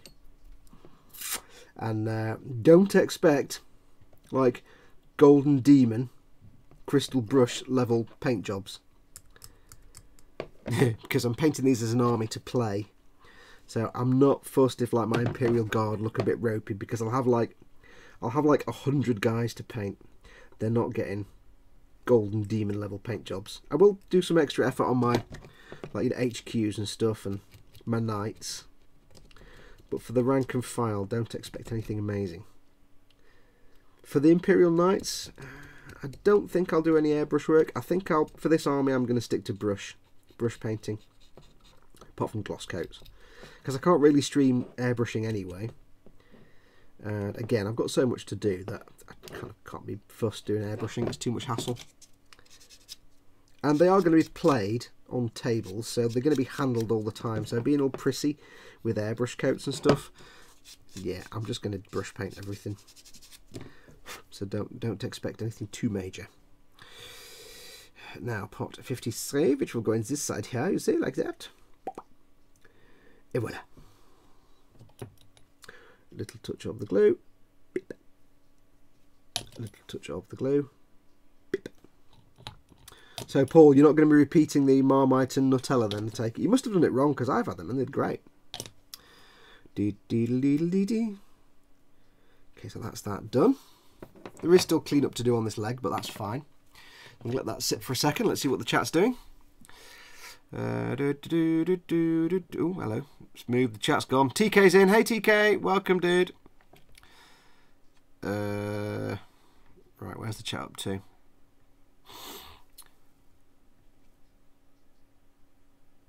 Sunday morning, Bob Ross Fox, says John Bennett. Says 16, 50, 50. That's it. That's it. 1, 2, 3, 4, 15, 16, 17, 18, 19, 20. I did do French to A level, but I just kind of haven't spoken it in 30 years. With the Citadel Scraper, does it help with nubs on Gunpla? Says Watchplot. It helps on nubs with any model. They are just invaluable. Trim it down with a knife and then just get rid of the excess with that. But it's also great just for seam lines. But it's for anything where you want to just, even if you've got like two pieces that go together and they're not quite level, like you've got a step, you can use it to grind it down. It's just because it doesn't flex, it doesn't skitter across the surface, so it doesn't leave all jaggedy rough bits. It just comes out really smooth. It's really nice. As per my mum, who's from Paris, 4 in French is pronounced quatre, not quatre. Might just be a Parisian thing though. Yeah, it's like a really quiet. You don't really pronounce it, although we were taught to pronounce it quatre a little tiny bit. It's like in Japanese when you get a name with a U on the end, you don't really pronounce the U. It's, if you watch Gundam Build Divers, I've started watching that. It's actually really good. The main character, whose name I've forgotten, Riku.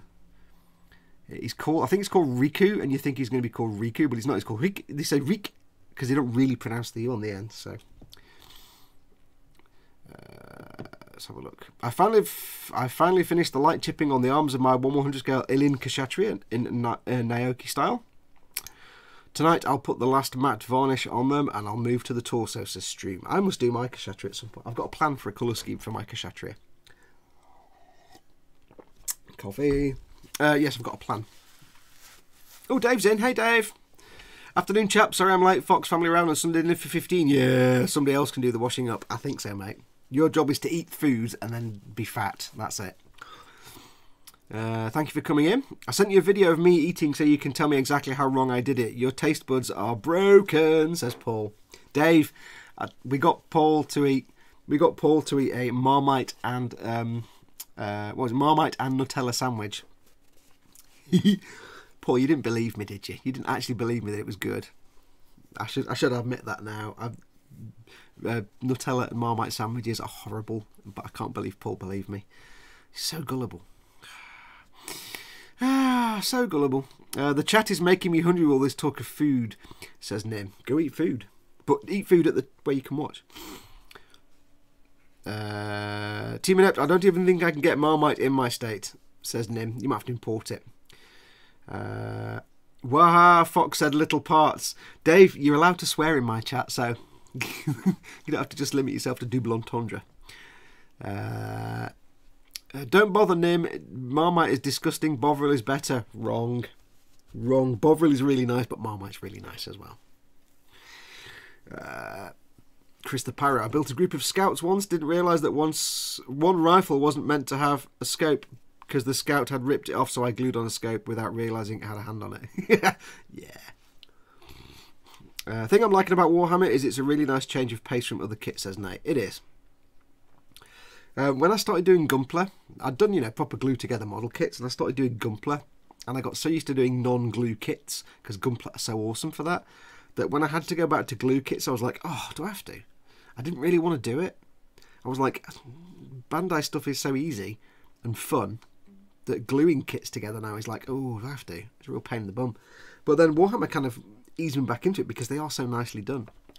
There's not a lot of cleanup you need to do on these things. Monkey Panda Tanks. I fortunately don't love sweets. I pretty much only do biscuits in the morning and don't even eat candy. My girlfriend, on the other hand, loves candy more than I love bourbon. Here. So somewhere in my cupboard, says Chris the Parrow, is a tiny plastic sniper rifle with a tiny plastic severed hand holding a scope on it. Parmazero says, yeah, I stopped Gunpla months ago after my first Warhammer kit. The detail is out of this world, and I like how it takes me longer to plan out a project. Oh, God, yeah. Should try building an army. I have books for that. God. Just so you know, let me just get these. For me to be building this army, I need the entire rule book, which is that thick. I need the codex for my Imperial troops, which is that big. And I'll need to get the codex for Imperial Knights. So there's like 150 quid worth of book there probably once I've got all the books. So, oh, and I also need to get a codex for Space Marines because I've got Space Marines in my army. Not a cheap hobby, this one, the Games Workshop stuff, but yeah, it takes a lot of planning if you're building an army. If you're just building them to make them, it's cool. It's Paul, I like Bovril. Flipping it, I forgot to enter, says Dave. Oh, too late now, Dave. Good, could do with some stickers, says John Bennett. I will be doing some stickers. How long are we going? We're going for 1 hour 20 minutes. Got ages yet. My internet is being wonky. If I get cut out around the giveaway, do you message the winners? Who's won? Let me just check who's won because I don't know if I've got any contact details for them. If I can, I probably will, but generally it'll be archived anyway. So if you do lose out, just wait till the video of this stream goes up and have a quick look.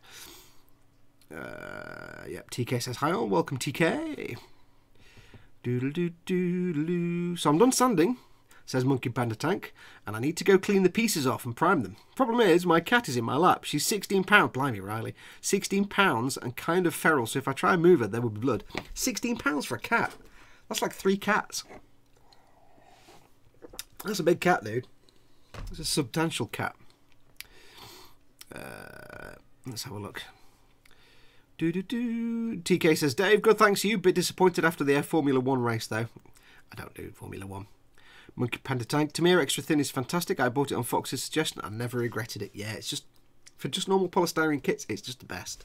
There are other thin glues available, but it's just the best. I missed one. It moved and scrolled. For removing seam lines, I prefer the normal Tamir cement, says Stream. Yeah, I've got that. It doesn't kind of...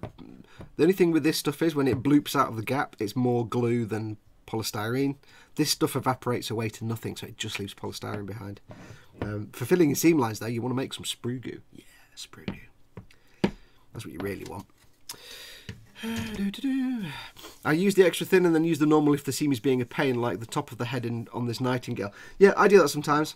When I've done the gap, I squeeze the stuff out, I sand it back. If there's still a little bit of a gap or any little pin pricks, I might just go in with the thick glue just to fill them in. But if it's anything a bit more major, I'll go in with the sprue goo. It's very rare I'll use filler because I'm just a lazy git, basically. Drink again, Mr. Fox. Jacob Ray's likes me taking swigs of coffee. Oh.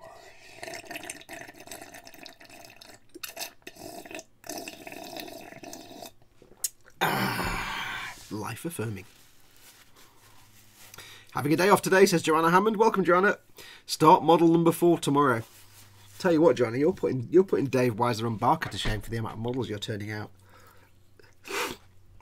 There's people that do like 3 or 4 models that in a couple of weeks. It's like, how?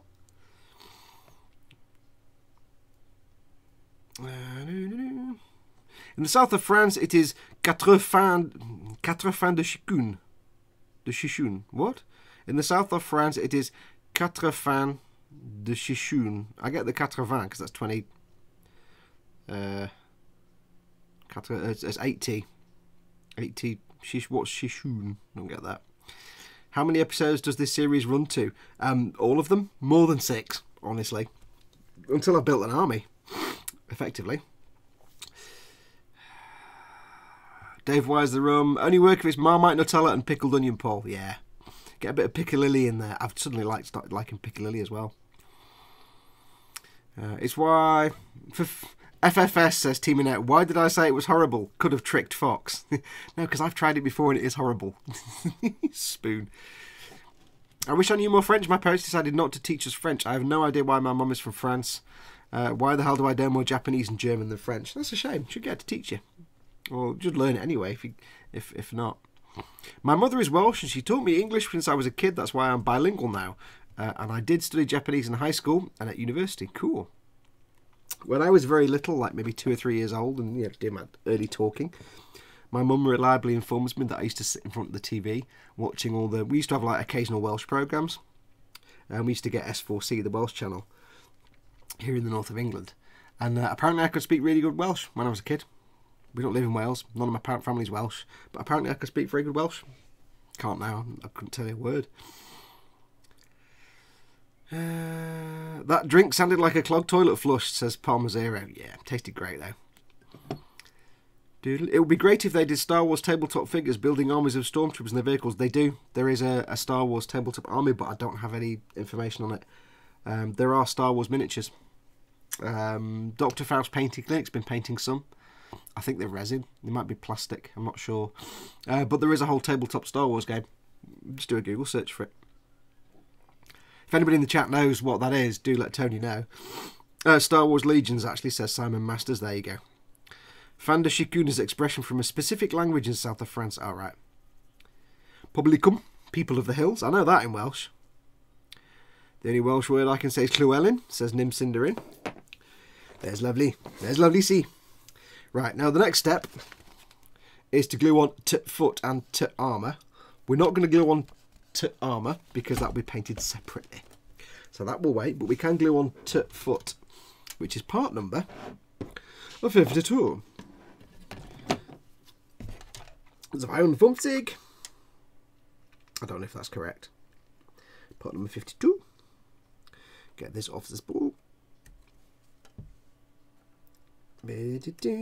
So yeah, this is going to be the Zaku. So it doesn't matter if I've got, you know, a bit rough and ready around the edges here and there.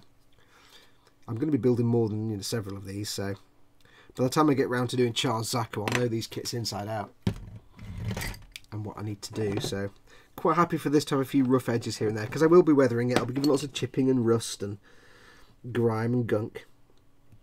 So that will be happening. It's a Zaku, of course it will look battered. I've not figured out the actual colour scheme yet, but painting is a way off. I need to get everything built first. That's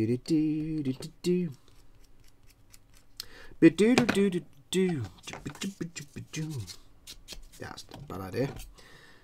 Let's file it. I like to file it, file it. Go down, go down. Get away. Down you. Little scribby bit won't go away. There we go. Much better. It's time to kick ass and chew bubble gum, and I'm all out of gum. What are you waiting for? Christmas? Ah, Duke Nukem. There's a franchise that shouldn't be reinvigorated because it just doesn't work in the current climate. Okay. So here we have the foot.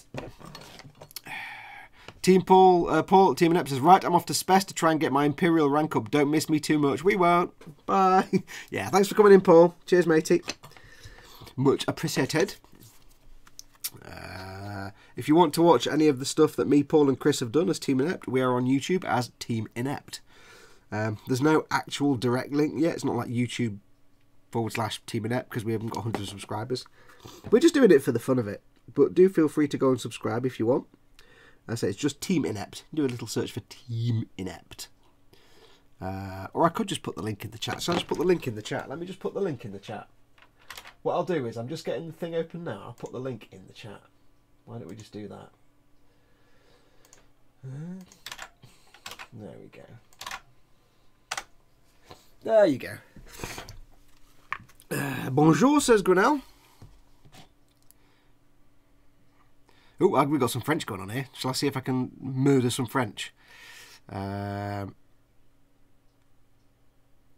People of the Valley. I thought it was people of the... Oh, it's, yeah, Cummins Valley, isn't it? There you go. It's only been like, 40 years.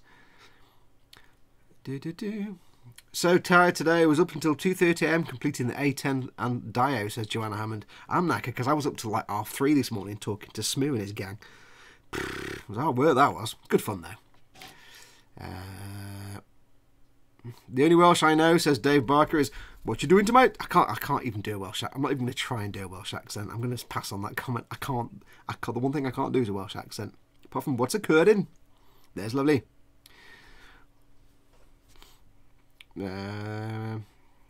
Stroom says to Grinnell, un frit ici salut.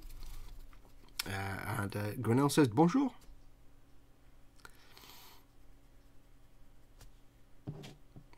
Place in the valleys where others pull in for the view, and there's a group of sheep that are so used to people feeding them they aggressively steal food. Sounds like my kind of sheep. Raging Bassist, hello, hello, hello, just home from work. Welcome, Raging Bassist. Fret from French. Far from French. Oh, I see. Grenelle Dupre says, "Oh, en français, ici salut." There's a French here. There's a French person here. Hello. Yes. I know a little bit of French. I don't know French abbreviations, unfortunately. Or common idioms. Right, so... the foot doesn't have a specific orientation. It just goes on. Okay. We can do that. It's not a problem. I'm applying the glue now to the parts. Let's see how this goes on.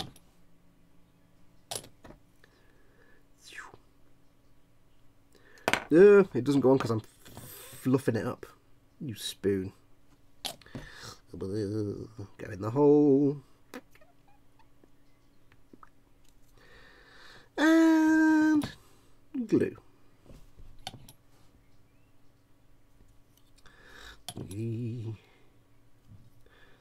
Oh, dropping it. Just a reminder to everybody, if you're not watching this on YouTube, do feel free to come and join in the chat. Just click the little YouTube icon on the bottom of the video player and you'll be able to join in the live chat. If you're in chat and want to ask me a question, just make sure you put your question in all capital letters so I don't miss it, or there's less chance of missing it. There is, of course, the option of super chat, where there's a little $sign at the bottom of the chat window. Just click on that and your comment will be highlighted in a big coloured box, and I can't possibly miss it that way. But it's all completely optional. So we're not going to put the armour on here yet. Right, swig of coffee. Just a reminder as well to everybody watching, if you're not aware, I do have a Patreon page, a Patreon channel, where you can help support this channel. It's just patreon.com/modelmakingguru. It's in the bottom right down there somewhere. There. It's completely optional, but it does help keep this channel going and keep this channel supported. So you're more than welcome to check it out if you would like. Do feel free.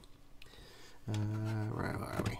Okay, so that's armour. So that leg's done. That's as far as I can go with that leg because it's armour after that. Oh, fell over. Fell over. Right, so what we'll do, we'll take a little quick break.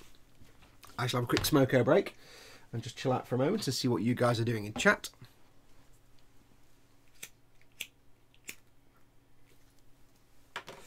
What are we doing? I come back and it's all well, says Chris. There's lovely. Félix le poulet dans la fenêtre. Le souris est sur la chaise. Le singe est sur la table. I don't know why when we did French we had to learn that the monkey was the monkey was on the table and the mouse was under the chair. La plume de ma tante. What have I missed? Has Fox sad himself yet? No, I built a leg.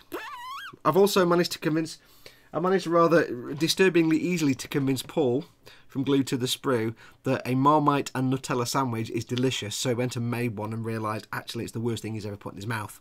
And I was like, wow, you fell for that? Because I didn't think he was that gullible. We also discussed how American chocolate is crap, that PBJs are the best thing ever. It's based food, basically. No, we just made Fox hungry for more PB&J with chocolate, says Palmer Zero. Smoking is bad for you, says Chris. Yes, I know. Gwenelle Dupre, just realised Microsol is messing with my gloss coat.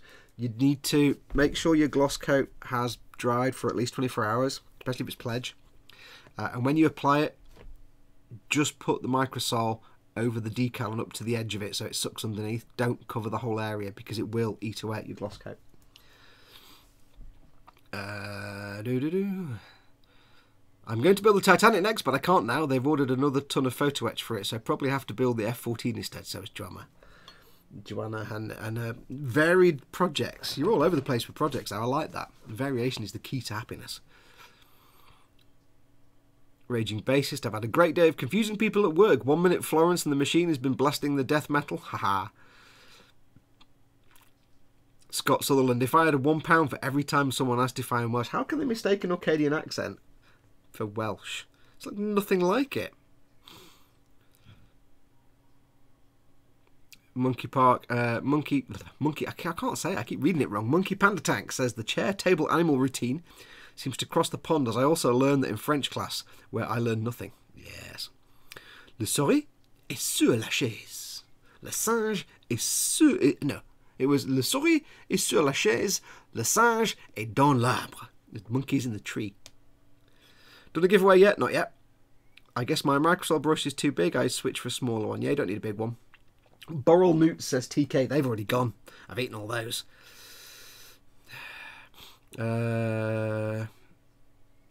Nubroid says, I've had an MG Hazel custom on pre-order with Japan Cool for months. I think it's coming by Pedalo. Yeah, give them a shout. They've had some problems, so give them a shout. Right. Well, how long have we been going? We've been going for 1 minute, 1 hour 35. I think we should do some sticker giveaways and announce who won last week's giveaway. So let me get the stickers ready. Hang on. Let me grab them. Try not to knock the camera.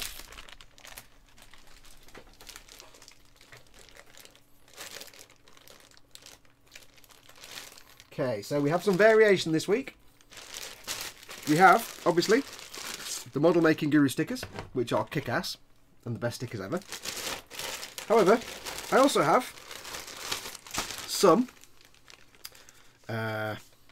Team Inept stickers, yay, and some Skipper Scale model stickers from Ted's channel. I might give one of each away this week. Give one of each away, so you can either have a Skipper Scale model, a Team Inept, or a Model Making Guru. So, what we'll do is we'll get ourselves ready. Now, as always, this is for people in the live chat. So if you're watching and you're not in the live chat, click the YouTube icon at the bottom of the screen. It'll take you to the YouTube page where you can actually join in the chat. I will ask a question. When I ask the question, I will ask the question and then say go. Don't answer till I say go. I've adjusted the stream so it should be more real time.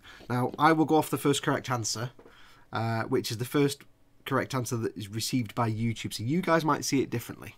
You guys might not see in the because you'll see it tailored towards you. But I'll go off the first one I get. So I'll ask the question, and when I say go, you post your answer. Now, I've got to think of some questions. Yes, excellent. Okay, so these are for stickers. We'll do it for the Model Making Guru sticker first of all. If you do win, all you need to do is drop me an email, put your name, address, and stuff, so I know where to send it, and put down which sticker you've won.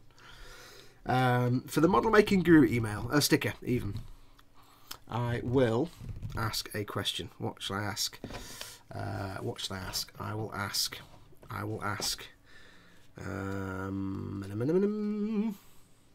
Okay. Here's the first question, super simple one. I am fueling myself during this build with the beverage of the gods. What is in my cup? Go.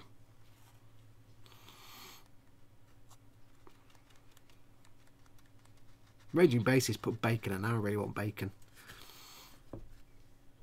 Bang, straight away. Chris the Pyro says coffee. There you go. There's only one answer. I don't expect anyone to get that wrong. But Chris was the first one. There you go.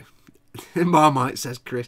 Chris, you so missed me winding Paul up. I made him eat a Marmite and Nutella sandwich and he fell for it. You missed that bit. Yes, well done. So Chris the Pyro, brilliant. Drop me any. I'll put my email address in the chat. It is not ted@emodels.co.uk. Model making guru at gmail.com. .com. There you go. Or you can just pop me a message in the Boom Hut on Facebook or on my Facebook Model Making Group page or wherever. I know some of you will know me in other places as well. So just either send me a message somewhere or drop me an email with your name, address, and that you've won the Model Making Guru sticker. Before anybody asks, by the way, the sticker winners from last week and the week before, I've still got you to one side. I'm building up a supply of them so then I could just go to the post office and mail them all out in one go. So probably sometime this week. I was hoping to go this week, just gone. I didn't have a chance. So they will go out soon. So that's the Model Making Guru sticker given away. What should we ask next? Okay, next for the Team Inept sticker, we shall ask. Okay, for the next one. Did everybody said coffee? Who actually put a proper liquid beverage? Good stuff. Ryzone says, are you building the knight? Yes, I am. I held a little vote and everybody wanted to see me build the knight, or most. Okay, for the next question. I said at the start of this build that I'm using these nippers that Stein van Gemmert sent to me. Which brand of nippers are these, if you remember from the start? Very well-known brand of nippers. What are they? Go. They're brilliant. They are the best. Bang. Joanna Hammond straight in. God hands. There you go. Well done, Joanna. Hey, everybody. You're all very observant as well. The fact it was just there on the desk a minute ago. Everybody got the answer right. Cool. Apart from Dave, who said Tamia. And amazing, fantabulous things of Nipper things, says Raging Bassist. Not a game-related question? Shame, says Gross. Yeah, I don't know. Not everybody will know the game side of it. And I've got to just pull these questions out of my arse. So Joanna, brilliant. Send me an email with name and address. And that you won the Team Inept sticker. So I'll get one sent to you. I've got to think of one last sticker. This is for the Skipper Scale Model sticker. What can we ask for this one? What can we ask for this one? I'll do the usual. I'll write a number on my hand. Yeah, this always ends well. Yeah, always ends well. I'll write a number on my hand because it requires no thinking on my part. I've written a number. I've written a number between 7 and 17. What is on my hand? Go. A number between 7 and 17. Which one is it? First time we ever tried this, I gave like a 30 number range and it took like an hour. Oh, got to keep track of the chat now. It's going really fast. Whoa. It's going really fast. I don't want to miss the winner. Between 7 and 17. Right, I think we've got one. Hang on. We have... Noberoid says 12. The number is 12. Yes. So Noberoid, well done. Again, send me an email. The address is in the chat slightly up above a bit. Modelmakingguru@gmail.com with your name, address, and that you won the Skipper Scale model sticker. I might just stick one of each in there. We'll see. Anyway, so well done to all of you. Well done to all of you. That's the 3 sticker giveaways. Silliness and silliness. Yes, I know. I like giving stuff away. Now, let's get to the serious giveaway. Where's the book gone? I've got to find it now. Last week, we started a giveaway for this gorgeous, gorgeous notebook. This gorgeous Warhammer Primaris Marine notebook that was given away. And I asked you to write down what was going through the mind of the Marine on the front, the Space Marine on the front of the book. Jordan Nash says, sad, no sticker for me. Next time, dude, don't panic. There'll be plenty of chances. There's going to be about 1,000 episodes in this series, so every weekend there's a chance. So yes, you just have to write down in your comments what this Space Marine was thinking. I ran the random comment website that I use for all my giveaways and that we use on the eModel stream. Just a website that picks a comment at random off a YouTube page. And I ran that, and the winner was over here. I can't show you live on screen because I can't get it on the iPad. The iPad falls over, so I've got it on my PC over here. The winner was picked, and the winner is... Where's it gone? Where's it gone? Oh, it didn't run it. Right, I will run it live. I shall run it live now. You won't be able to see it, but it's on my computer over there. So, right, so let me get last week's video up. I left it running and it didn't actually pick a winner. Well, that was embarrassing. We're just very skilled here. That's how it works. We're totally skilled. So let's get last week's video up. We find last week's video. There we go. It was the 22nd. There's an advert on my own video. Right, so let's get this running.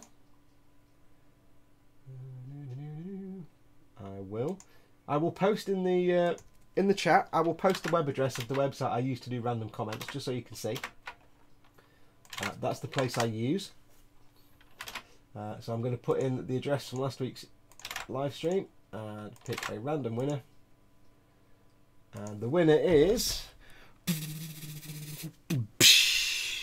The winner is, oddly enough, Paul Stewart from Glue to Sprue / Team Inept, whose comment is, he's thinking, there's nowhere to take a feces. So there you go. Fantastic. Well done, Paul. You've won yourself that. I know your name and address, obviously. I'll get it sent out to you. But yeah, brilliant. Well done. So that's going out to you. I'm sure you can write lots of... You'll basically fill it with drawings of cock and balls, I know, but hey, it's fine. So that's on its way to Paul. So well done. We've got no big giveaway this week. What I'm going to basically try and do is... When I do giveaways, it's either stuff I've got in my stash that I'm never going to get round to build, or it's going to be stuff that I've been given by various people to give away occasionally, or it's going to be something that I've bought purely for a giveaway. So it's going to be occasional. I'm not exactly rich, so I can't exactly afford to go out and buy stuff to give away. So as I get stuff, I'll do giveaways. So stay tuned. There will be more like giveaways like that, more little, Warhammer kits and other bits and bobs. We might do some Gunpla and things like that as well. So stay tuned. I don't know when the next one will be, but we'll do more. We'll do more Warhammer giveaways and more other giveaways.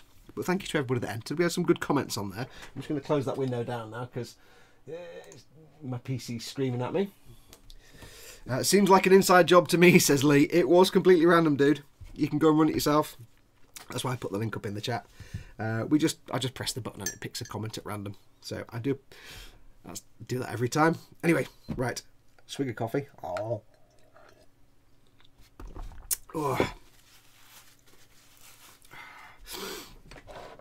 Ironically, Paul is probably the least Warhammer-minded person in this entire chat. So there you go.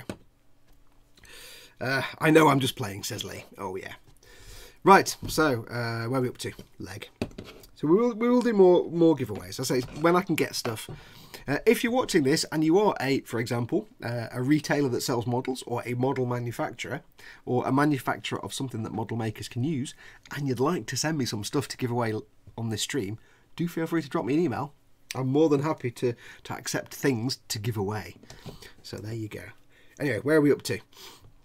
We have done one leg. Again, we're not put the armour on because I can't put the armour on yet. That's going to be painted separately. Nim Cinderin says, the smell of freshly opened stroops. Oh, yeah. Chris the Pyro says, what sticker did I win again? Was it the model making guru one? It was the first one, so yes. Yes, it was the model making guru one. So, the next leg is a repeat of the stuff we've just done. So this is where you guys need to make sure you're having a good time chatting amongst yourselves and ask me lots of questions, because we're just going to do exactly what we did a minute ago now. So not too exciting. So 77 and 78. 78 and 77. Yeah.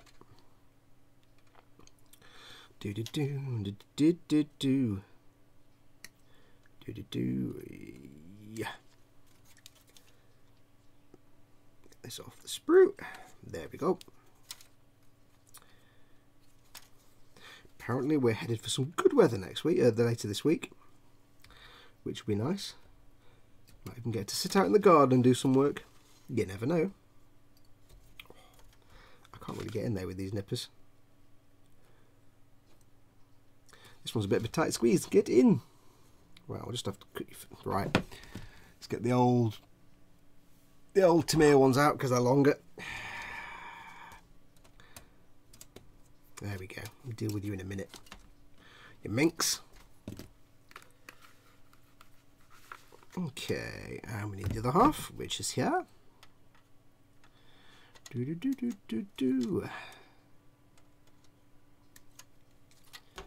I'm not being too careful with these, taking them off the sprue or cleaning up nubs right now, because I've got to smooth and sand the seam line down so I can take care of any little nubby bits later on anyway. So it's not a big ask at the moment.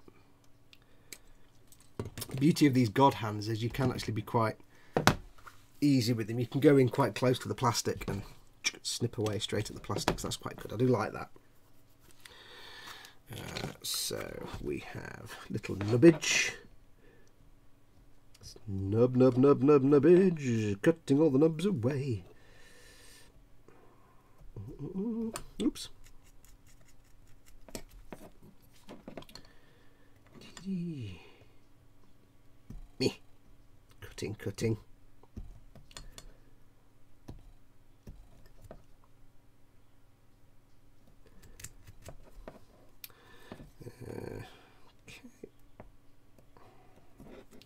It's not very exciting, this.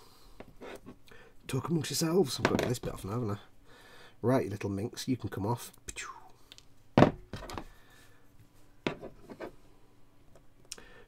hot knife action. Stand by for stabbing. I am really hungry after we all talked about food earlier on. I'm going to have to go and make some PB&J sandwiches, aren't I? Oh, damn it. But by the time I've finished, it'll be kind of tea time anyway. Oh. Okay, so that's those done. And where's the other one? There it is. Let's have a look. I've applied Grinald Dupre says I've applied 8 decals in the meantime. Cool. Joanne Hammond, no one to keep the current temps. They are perfect. I don't know what that means. Fill me in. Fill me in. Question, says Raging Bassist. You're allowed one fictional robot / android / cybernetic thing. Who or what do you choose? Interesting. I shall have to think about this.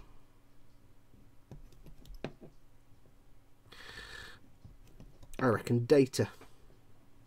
I'll go for Data because he's intelligent, can figure stuff out for survival, but he's also kind of interesting and he's not a threat in any way.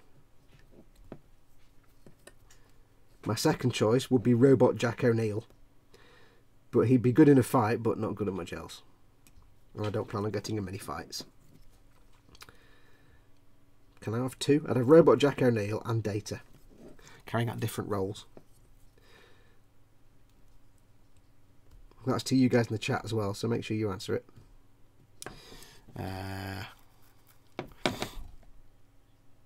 Let's have a look. Maybe I can finally prime my Genoace for the fun test, says Nimcinderin. Scott Sutherland, breaking news. Dad, aka Mike Mountain, is on the road. For those that don't know, Mike Mountain, good friend and follower Mike Mountain, is going up to see Scott in Orkney. Where does Mike actually live? I can't remember where Mike lives. But anyway, he's going up to see Scott in Orkney for a week. So that should be interesting. I must go up and see Scott at some point. I need to go to Orkney. I just don't know if my car would survive the journey. Probably would. I don't know if I'd survive the journey. But I need to go and visit the land of puffins. It seems like something I should do. This is a tricky bit.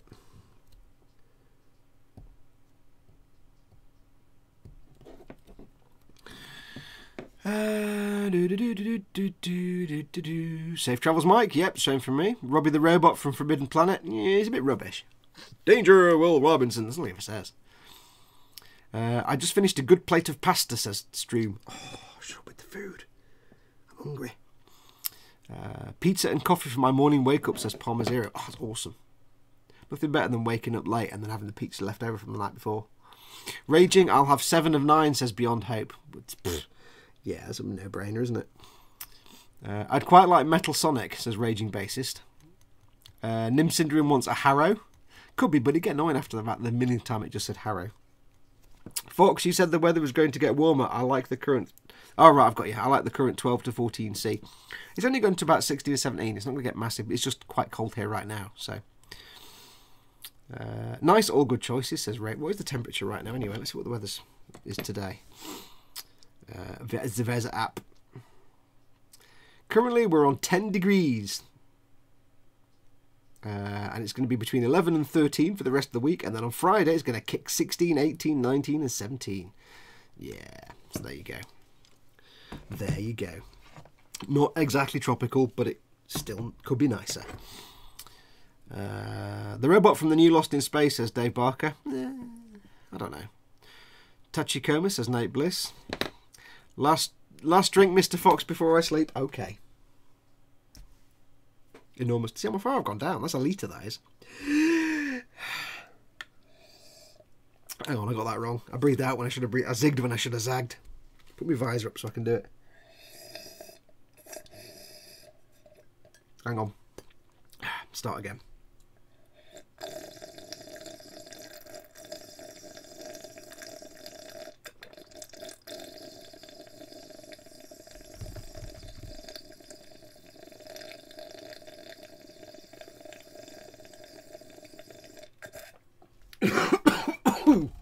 Yeah, that went down the wrong way. Comedy joke fail. Oh, that went down the wrong way actually after all that. Can't go wrong with coffee. It is the beverage of the gods. There you go. You can go to sleep now. And I can go to hospital. Oh. Raging Bassist. Haven't seen the Lost in Space yet. Is it any good? Don't know. It's okay, Raging Bassist. Not amazing, but not awful. Dad lives near Chester Fox. Oh, cool. He's not that far off then. He's a little bit further north than me. So it's only a good, 12 or 13 hour drive. You'll be alright. Scott, you'll be more than welcome, Fox. I shall warm the puffins. Ooh, I don't know if that's legal, is it? Yes, I said to Scott ages ago, I said I'll have to come up sometime and visit. So I should have to do that. And of course I'd have to film things while I was there. Eh. Oh look, next door's little yappy dogs come out to play Deep Joy. Deepest of Joy. The thing that amazes me about that dog is it's not actually died yet. You can live in hope. Get the little nub sanded off. 10 degrees C is good, says Joanna Hammond. No, it's not bad. It's just not. It's not nice. It's all right. It's quite windy as well. Probably drops it down a bit. But it's not the best temperature. 15 to 20 is a nice sunny day for me. More than that, and it's like sweaty sleeping time. That's not good. But sort of 15 to maybe 18 is fine because it's nice during the day. I can sit in the garden, and then I actually I'm able to sleep at night because I haven't got like the sweaty areas going on, which is nice. Get a little nub off there. Get off! Get off! I'm a creature of the warmth, absolutely.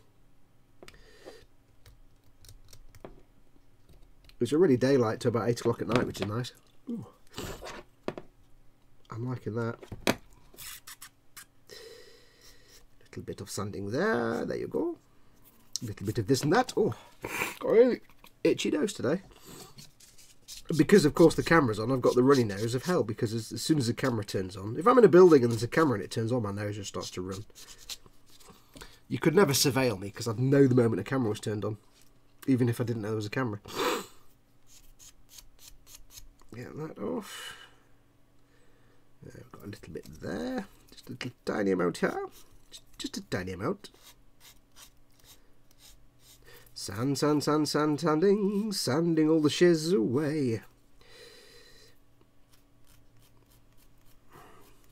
You have to be quite gentle when you're sanding the Games Workshop plastics, because although it is soft, and that's why you can use a metal file quite nicely, it's also, because it's soft, it keeps any little scrapes and scratches from sanding, and it's harder to get rid of them. So just go gently with the rough sanding sticks.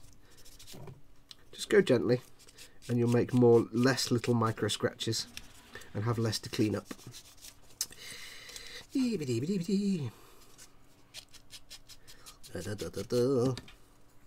think that's all the bits I need to do on there. So again, we have 2 leg halves. Ja, das ist richtig. Und now we must glue them together. Yeah. Excellent.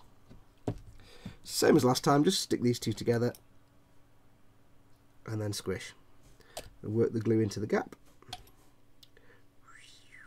Can't help thinking those 2 little tabs that I glued on the other leg, they're going to be in the wrong place and the armour won't fit, and they'll be like, oh, for crying out loud. That'll just be my luck. Now you notice I'm being quite generous here because I want the glue to flow in to the gaps. Mind the gap. But like I said, this stuff will flash off and not leave big lumpy bits everywhere. Okay, so we can just gently push it together first. Some more in that. A little bit on there, maybe. Gently push together first, and then squish, squish, squeeze, squish. I don't know if it comes out on camera, but you see it best on that little ball joint there. It's like, yeah, little bead of goodness comes out. And some more on there because it's not got any glue in it. Squish.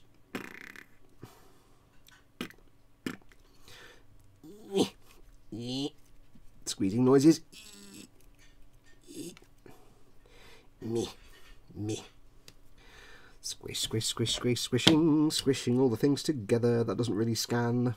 A little bit of that. A little bit of that.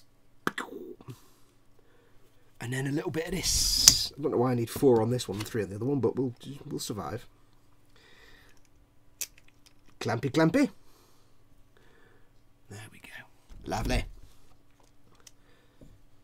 Fair bit of stoling, fabulous. What's that? It's a bit of sprue. Okay. Leg number 2 has been combobulated. Need to let that sit for a minute.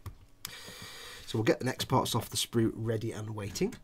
And if you remember from all that time ago when we did the other leg, that needs to be part 56, 59 and 60. So 56.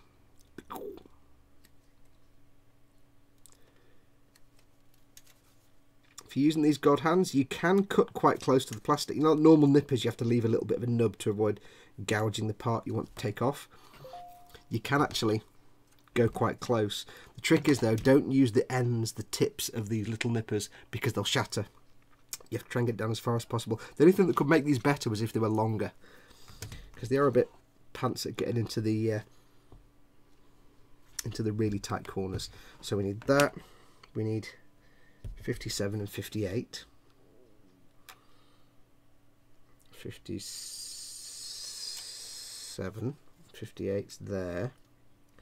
57. These are different lengths, so I can cut those both off because I know which is which. First time I build a kit, it can take me days. Second time I build a kit, it can take me hours.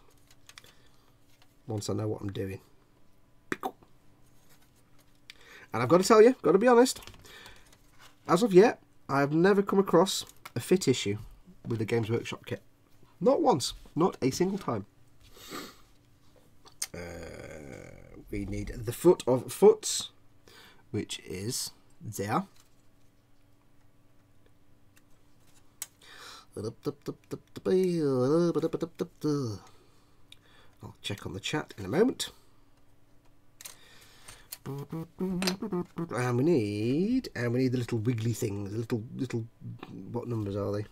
59 and 6. Now I'm going to do these one at a time to make sure I get them right this time. So 59 we'll do first, because yeah, I had to do a bit of guesswork last time and it's probably gone wrong, so we'll have to wait and see. There we go. So I'll do 59 first, we'll do 60 afterwards. So let's just let this sit for a minute. And I need to go for a great big wee, and then we'll carry on. So you keep chatting amongst yourselves. I shall be back in but a moment.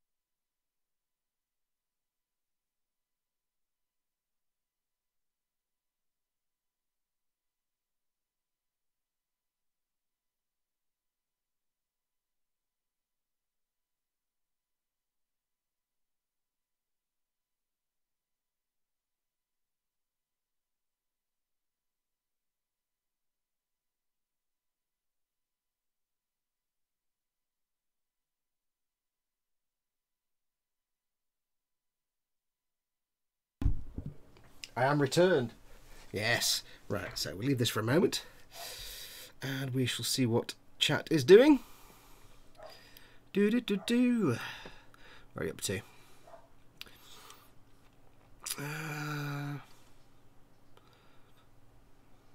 It's about 7 degrees centigrade here at the moment, and that's nice as well, says Joanna. Warm puffin. Warm puffin, says Chris. Thanks, Mr. Fox again, says Jacob. My pleasure. Chris the Pyro. I'd probably pick something like R2-D2 or some other droid from Star Wars, or maybe a servo skull. Ooh, servo skulls are creepy. Joanna Hammond, in case you didn't guess, I like it when it's colder. I hate it when it gets warm and hot. I like it in the middle. I don't like it to be so cold that it's a real pain in the bum. that you have to like. But then again, when it is really cold, I can wear on my big winter coats, which are kind of cool. You don't know what wind is down there, Fox. Yeah, I know. Ever go to Orkney? It's not like the wind we get here. It's more. Palmer Zero says, pizza left over from my painting party I had with my niece last night. I gave her a few D&D elves to paint and teach her how to paint minis. Cool! Did it come out right? Did she have fun? If she had fun, you need to do more. You need to get them while they're young, get them addicted. Yeah, get her addicted to plastic, says Nimcinderin. When she's young, she won't do drugs then, because she won't have any money. Yeah. Dave Weiser on Gumbarker. We need to stop talking about food now, Fox. Don't eat meals now. He just filter feeds as he's walking about. Yeah, pretty much. Stream says, I always wet sand. Only advantage is the dust is trapped by the water and the lifespan of the sanding sticks is prolonged. Yeah, I could do, but I just can't be bothered. For me, I'm not a lazy builder, but I have no interest in the actual building part of the process. It's the painting part that I love. So for me, building is just a case of get it done as quickly as possible. I'm a bit rubbish like that. Monkey Panda Tank, I like around 15 to 19 degrees C. It's about right. 60 to 70 degrees Fahrenheit is the best for here. I'll start that again. Nimcinderin says 60 to 70 degrees Fahrenheit here is the best for me with low humidity. Unfortunately, I've no idea what 60 to 70 degrees Fahrenheit is at all, because centigrade over here. I don't know if that's hot or cold. Same soon here in the south of France. We'll be walking in the shadows, otherwise we'll be baked. Yeah, I've been in the south of France in the summer. It's gorgeous, but a challenge. Monkey Panda Tank. I'm in Florida, which for an Irish French boy is nightmarish. I'm half Irish, half Scottish, so I'm basically pallid and confused. So cold and too hot, it's just like I can't do that. Soon it will be in the high 30s degrees C. Yeah, that's pretty hot. Dave Barker, yeah, Stream. I spent 6 summers working out of Menton at lunchtime in the south of France is not the time to be walking about. Agreed, says Stream. I'm used to dry hot, but I can't stand wet hot. You go to the wrong clubs, clearly. Raging Bassist. Games Workshop kits are like... Oh, it's moved. Oh. Hang on. Games Workshop kits are like Lego. If it doesn't fit, you are doing something wrong. Simon Masters, bedtime for me. Good night all. Thanks for coming in, Simon. Thank you for joining. Sleep well. Lies, Mr. Fox. That backpack and hose kicked your arse last week. Backpack and hose. Oh, God, yeah. Well, that wasn't a fit issue. That was just... They fit perfectly when you got them right. It's just... It wasn't the best design, I think. So they did actually fit. Parmesan is referring to the backpacks and the rifles of the Tempesta Scions, which you've got an arm that's in 2 parts and a hose that has to connect to a hose on the backpack, and then this arm has to connect to the weapon. It's like, could you not just have done the arm as a single unit like you do on all the normal Imperial Guard? So that was the challenge, because the... Yeah. Joanna Ham, sorry, got to go, phone. Hopefully be back later. Okay, Joanna, we'll be here for a little while. We've only done 2 hours. We've got an hour to go yet. Pineapples help you sleep. What is the thing with pineapples, Ghost Lyle? I'm not in on this joke. I find it amusing, but I don't know what it is. Favourite time of year is early spring or autumn, says Chris the Pyro. Not too hot, not too cold. Weather's all right. Yeah. I'm eating homemade apple crumble and Viennetta ice cream. Lush is indeed the word. Hey, TK. TK's back. Monkey Panda Tank. In Florida, the fall is basically our winter. Love that time of year. The summer is essentially the winter. Hide indoors and go out when you absolutely have to. Weebadoodles, I have arrived! Welcome, Weebadoodles. The summer is basically running between air-conditioned spaces. We don't have air conditioning over here. Not in domestic buildings, in houses. By default, we don't. It's not something the Brits do. I love the desert in Tucson. It could get over 100 degrees Fahrenheit with no humidity. It's great, says Tony Blackwell. I'm scared of summer because I'm so white I have burned on cloudy days. Yeah, refer you back to me being half Irish, half Scottish.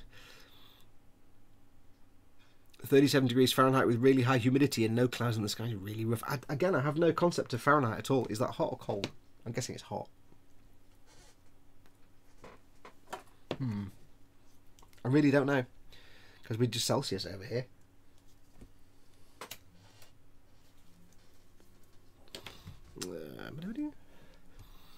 I walk around in bare feet in snow and visiting my parents farther north. says Monkey Panda Tank. I thought maybe Florida had maybe less cold resistant, but apparently not. Paul Mazira, my niece is addicted. She enjoyed herself every time she spends the weekend. I have art projects for her. I sent her home one time with a Gundam SD kit and they were tossed out so she can enjoy herself. Paul Mazira, best uncle ever. Let's just leave it at that. Art and Pokemon passion when she's with me. Oh yeah. Nim Cinderin says, oh come on Monkey Panda Tank, you get the lightest dusting of snow and the whole state shuts down. No, that's us in Britain. 32 degrees Fahrenheit is freezing, so it's cold, but it's not warm. Every time I see Fox put his hand on the iPad and just see the blade of his knife slide under his hand or finger, yeah, it's brilliant, isn't it? I like giving you those little adrenaline rushes. Oh, I pinged. I like giving you that adrenaline rush. What can possibly go wrong? No, it's not going to grip. Let me get one that can grip. The truth is, I should have changed the blade on that before I started, but I kind of forgot, so it's a bit dull anyway. Let's put that back over there. In Florida, the whole state shuts down if there's snow, but if there's a hurricane, it's business as usual. The night needs more DACA, says Ghostlight. It will do. It will do. I'll show you the plan in a minute. Okay. Just a reminder for everybody who's just joined us. This is me building my Warhammer army, which I'll be doing on weekends in my own time, so I can crack on with other builds during the week. It's going to take months and months and months and months. If you're watching on anywhere other than YouTube and you can't see the live chat, you really want to come and join the live chat. It's a good time. Everybody's joking around. I depend on you for feedback so I can talk about stuff. If you're watching anywhere other than YouTube, click the little YouTube icon in the bottom right, down here somewhere. If you hover over the screen, that will take you to the YouTube page where you can see the YouTube live chat. We did some giveaways for stickers earlier on. If you missed that, we will be doing sticker giveaways every week. We will do big giveaways every week. We did the little diary pad earlier on. We will do big giveaways every now and then when I can get stuff to give away. So stay tuned. Monkey Panda Tank, same thing if it snows here without the hurricane, says Strew. Right, okay, let's just get this leg unleashed in a second. Stickers, says Monkey Weebadoodles. Right, so let's get this leg unleashed and get the other bit stuck on. This is where I realise I've got the legs the wrong way around or something and it's just all going to go wrong. So, what is next? Next we have to do the little widgets that go on the front. Oh, too many things. For those who didn't see at the start, this particular night we are building... where's it gone? Where's the front page? My army will be themed on the Principality of Zeon from the Gundam universe. And, I can't find the front page. And my knights will all be Zaku's. So, I'm building the Knight Errant. We're going to swap some things around. He won't have a chainsaw, he'll have a hand. The Knight Errant is what I'm working on now. This one will become a Zaku. Next, when I get another knight, it'll be the Knight Warden, and that will be a Goof. And then finally, the last one I'll build, or one of the last ones I'll build, will be, when it comes out, the Castellan Knight, and that will be Char's Zaku. So there you go. So what's next? We have these little widgets on the front and the base. We need to get this bit. Pepsi or Coca-Cola, says Nim. I don't like either, to be honest. Give me Dandelion and Burdock any day. But out of Pepsi or Cola, I mean, out of Pepsi and Coke, I much prefer Coke because Pepsi tastes like chemicals. Although I don't know how people can swig down cans of Coke like in big gulps because it just burns. Ah, the burn.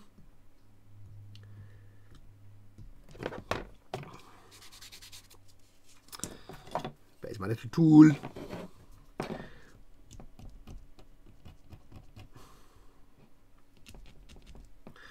That's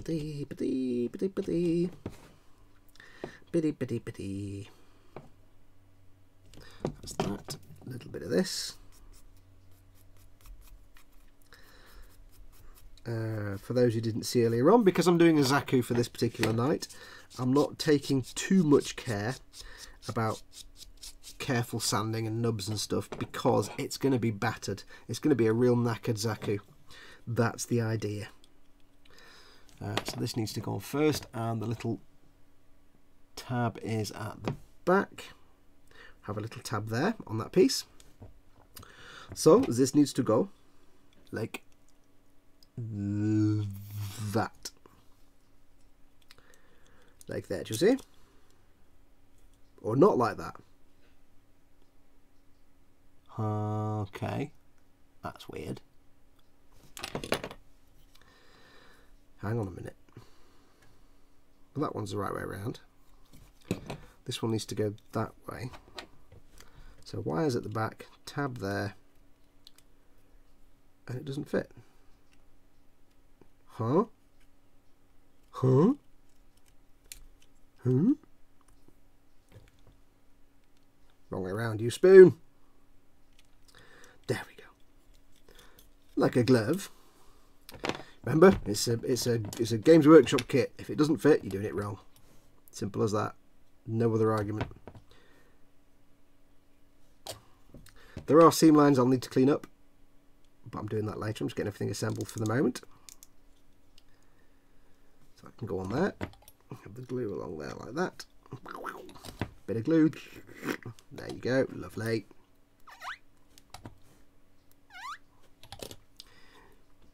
And squish. So that should be that way. So we should have two legs that go like that. Yay! So that's the back there. These are chiral, so you have to make sure you get the right one on the right leg and the right way around. Otherwise it's all going to go to pot. Really to pot. I need to get these little front pieces stuck on. Yeah, there will be a significant amount of cleanup to do on these, but that will come soon. We have the two little armour joining parts. So that part was part 60... 59 or 60.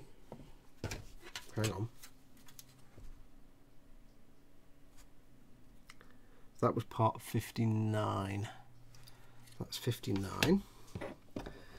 Which we need to clean up a little bit. Little bit of cleaning up. Let's do it the easy way. Do the nubs. It's not going to be very easy. Let's do it this way.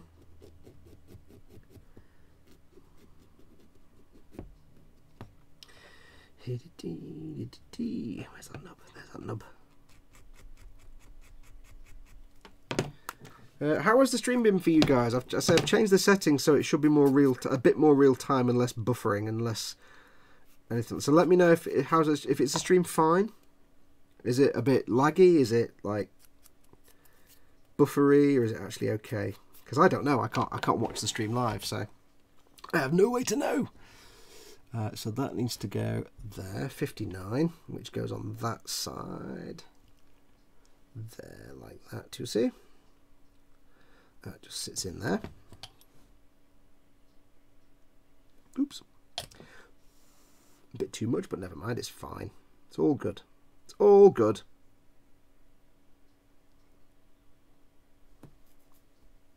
I'm thinking really I should test fit the armour part on the front to make sure they're lined up, but it's too late now.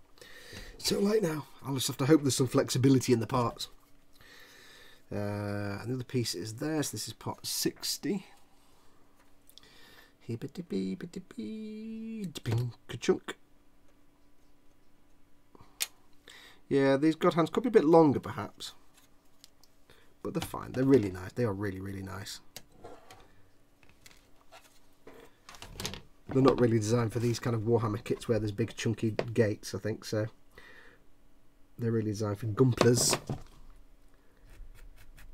So they'll get a proper workout on my Strike Rouge. Now for that, just a point I often say, I know there are those of you out there who actually watch my stuff for my Gunpla builds.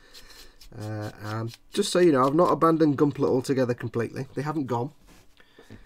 It's just the last few builds have been a bit of a Warhammer thing, because I recently discovered Warhammer and it's brilliant. The latest build at the moment, the normal build, is the build for E-models, and that's the Imperial Skitter, which is a Tacom AML90 that I am Warhammering up by kit bashing it into a Warhammer vehicle. So that's sort of a Warhammer build. And there is this stuff. However, this stuff is going to be on the weekends, just at the weekends.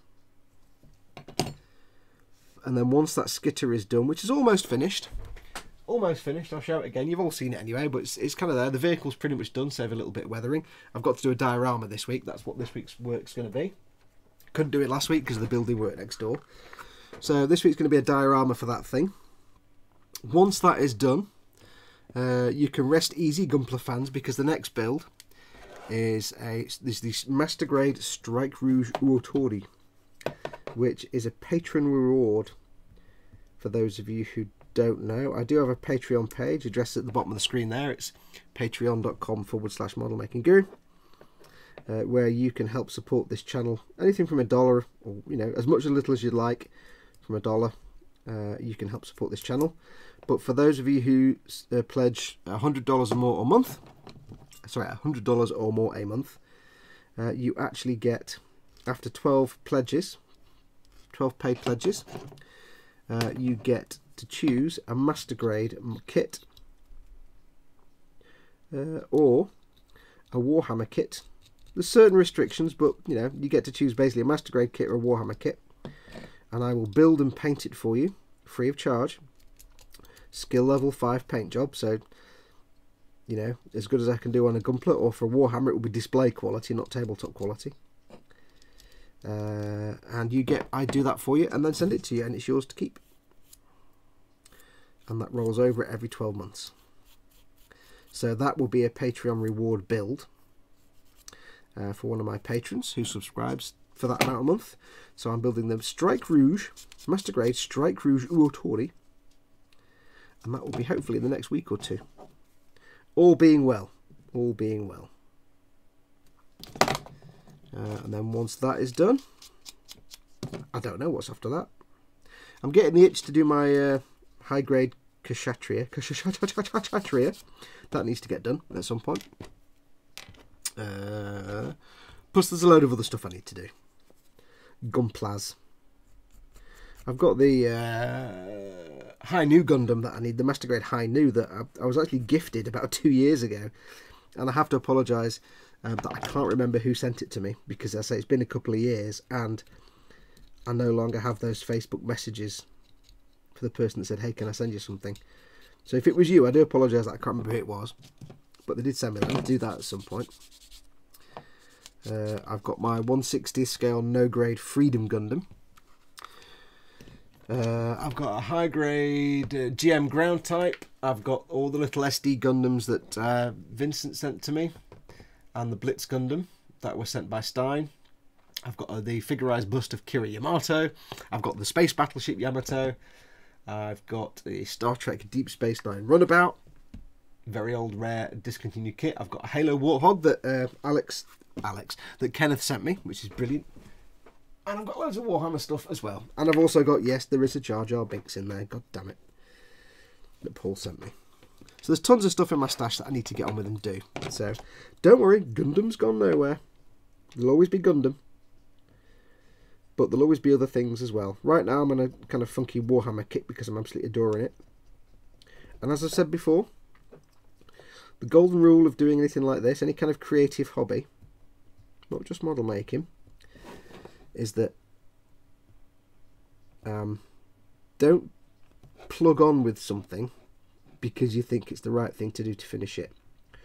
When it comes to any kind of creative activity like model making, go where the interest takes you. If you're halfway through a build and you suddenly get the urge to build something else, go and do that other project. Just stop what you're doing and go and do the other project. Because if you start a project that you don't really want to do, you're just going to hate it, cut corners, and do a half-assed job because you're going to resent it. So with me, it's a case of I've really taken to Warhammer, and it's what's making me happy. So I will do Warhammer. But I do enjoy doing Gunpla as well. So there'll be both. And who knows what, in 5 years' time, who knows what I'll be building. Something else might tickle my fancy. But for now, once the skitter's done, then for a while the Warhammer stuff will just be these weekend live things. I'll do my normal stuff during the week and then Warhammer at weekends. So stay tuned. Who knows? Who can say? Who can say what the future holds? Here's a question. Did I get that? Yes, I think it did. Yes, good, jolly good. Making sure I hadn't got the leg at a funky angle, which would be bad. So that needs to go on there like that, I think. No, it needs to go on there like that. There you go. Okay, so that's that foot there. So a little bit of painty, gluey, a little bit of gluey. As we'll check in on the chat in a moment. Again, if you're posting questions in chat, don't forget to stick them in capitals if you can. Just so I can spot them out the corner of my eye because the chat's there. But if you want to, you can use the super chat, the little $sign at the bottom of the chat window. That will pop up your question in a bright coloured box that I can't even begin to miss, even if I had my eyes closed and I was in a different room. But it is purely optional, you don't have to. It is just another way that you can help support this channel though. All support is gratefully received. Okay, right, so that's those on.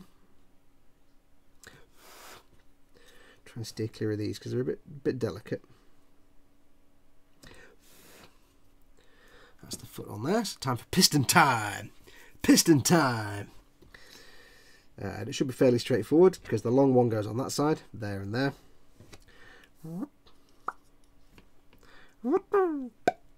Like there, you see? Straight in. No biggie.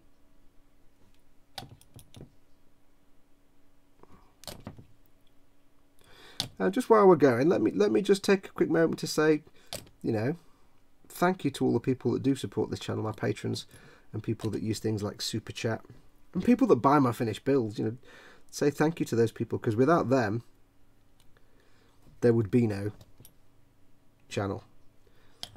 You know, with their support, this is what I do for a job. This is my living. This is my income. So I can spend all day, every day doing this. And I'm very lucky in that I can do that. I don't have to go and do a job of work. And I just about barely scrape by, so it's all right. But I can do this, and that means I can keep up with the content. When I used to have a job, before I started doing, you know, Patreon and stuff like that, you'd be lucky if you got one video a month, because there either wasn't time, or by the time I got home from work, I was so knackered, I couldn't face the workbench. So a big massive thank you to those people that do support me. Your support means everything. However, if you don't currently support me like that, don't panic, I love you just as much. Okay, that's weird. Are the legs supposed to be like that? Kind of at a funny angle? I mean, like, not straight like that, but that's interesting. Making me a little bit nervous that things aren't going to be lined up, but there you go. How do these line up? Check the instructions.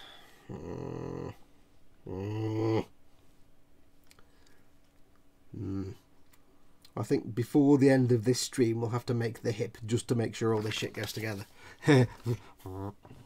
Again, I can't put the armour on yet because I need to paint the armour separately, so that's the legs done. Let's have a look. Is there anything else I need to do on there? No. Yeah, we've done a whole page. Well done, team. Next is thip. So let me have a quick look at the chat and then we'll build the hip. And what I aim to do is maybe get the legs built and glued on to the base by the end of this show. Right, so let's have a look. What's the chat doing?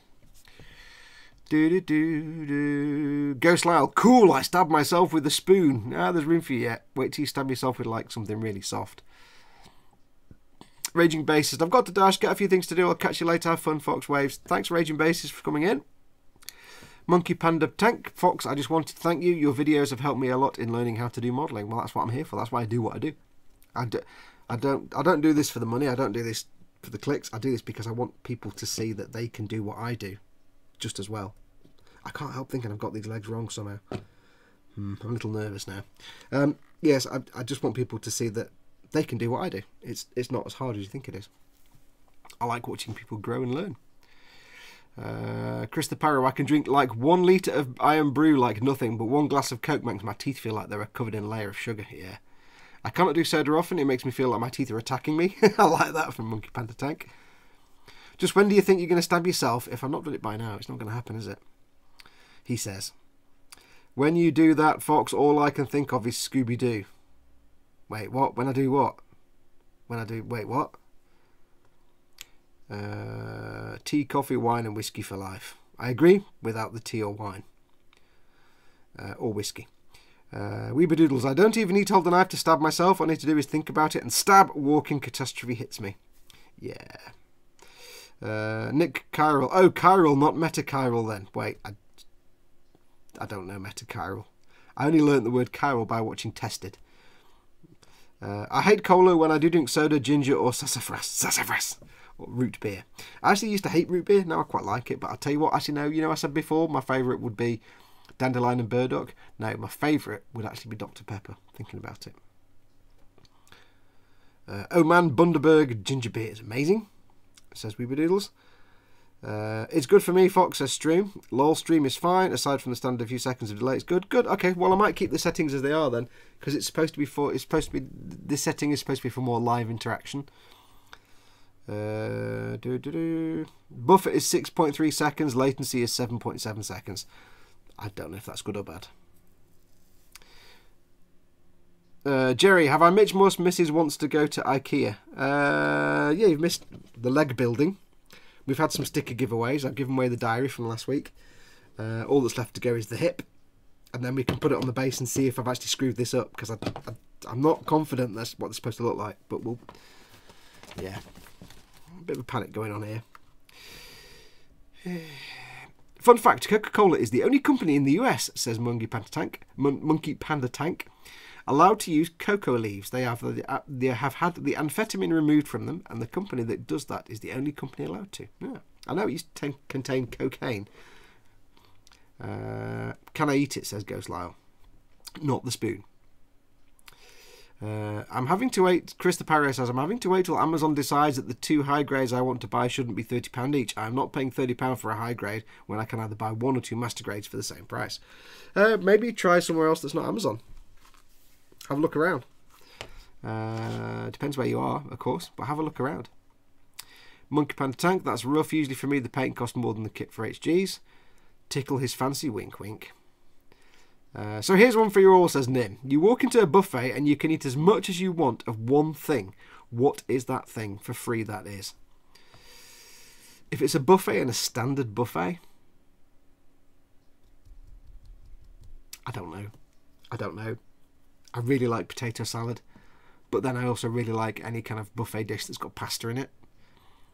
But then in some buffets you actually get things like cold meatballs. I don't know. I'd have to think about that. Your noises of confusingness, says Nim. Stream says, yeah, but one of those kits is the Blue Destiny Unit 3 and the Unit 2, which is almost exactly the same, is only 16. Airbrush needles are my nemesis, says Tony Blackwell. They automatically find their way into my skin. Yeah, if you ever stab yourself with an airbrush needle, it will go to the bone. They must be like 1 molecule, 1 atom wide at the very tip, and they're like then to 2 atoms and 4 atoms, because they just go. I could walk into a room where there's a needle and it would just go, even if I was nowhere near it. It's true. We have a temperance bar, no alcohol, nearby that does sarsaparilla and root beer. Amazingly outrageous milkshakes with a donut on top. Ooh, I like some of that. Dinner's ready, gotta go, says the Orc Boys. Thanks for coming in, dude. Enjoy your dinner. Please tell us what it is before you go, because we're talking about food and I'm really hungry now. Stroom says, strange, even if I have a ton of HGs to do, I'm more of a master grade guy.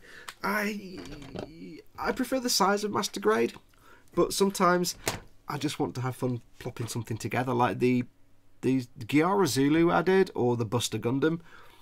I managed to paint up the Buster Gundam and it took me quite a little while, but it was good fun because it was fairly simple. There was no real complex stuff. I didn't have to have hundreds of parts on sticks. The one thing about master grades, you need like 400 parts on sticks and it can be a pain in the bum sometimes.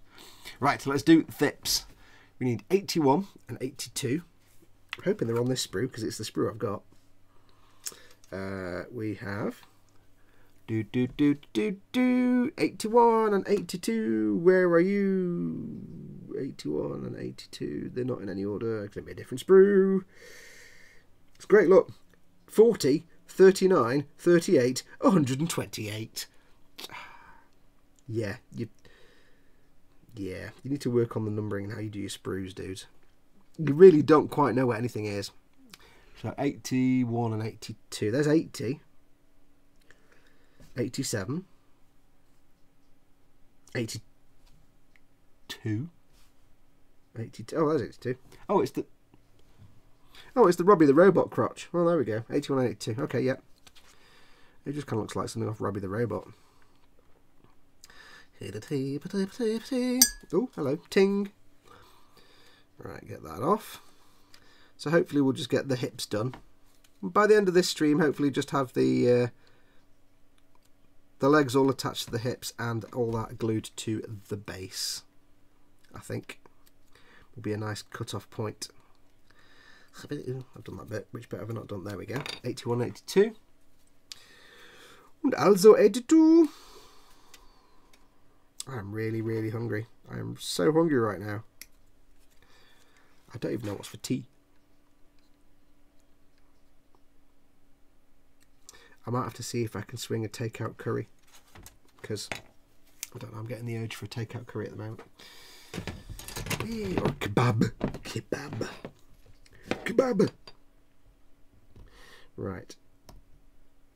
I want to know why Americans call kebab a kebab and spell it differently. Why? Why'd you do that? Who started calling it a kebab rather than a kebab? It's weird. Okay, so get these little nubs off. Come off, you little nubs. Go over that with the special tool. Special tool. Look at my special tool.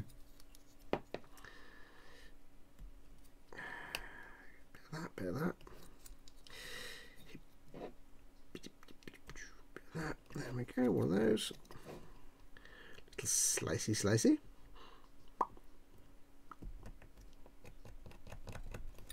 No, fail. I can't believe Paul fell for the old, yes, Marmite and Nutella butties are really nice. I can't believe he fell for that.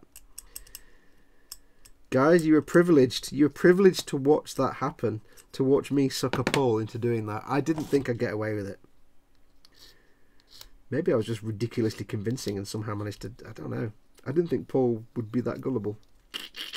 He's going to give me some shit now.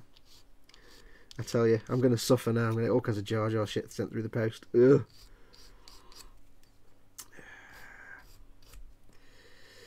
Reap what you sow, Fox. Right, so that's one half done.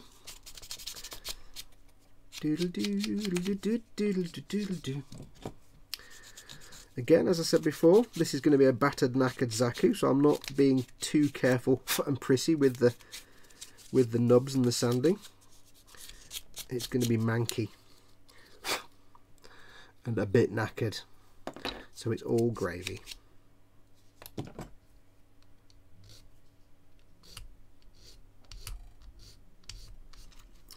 Some of these bits you can't actually see anyway, so it doesn't really matter. I'm only taking these nubs off here because I need it to be flat, not because I need it to look good.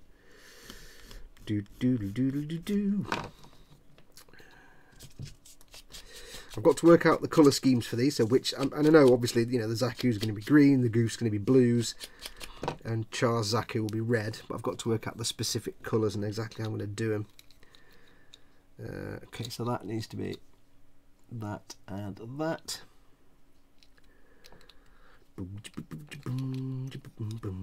Has this got any little attachment pegs and points? That would be handy. There we go. Wunderbar. No, not wunderbar. Und now für dem gluing.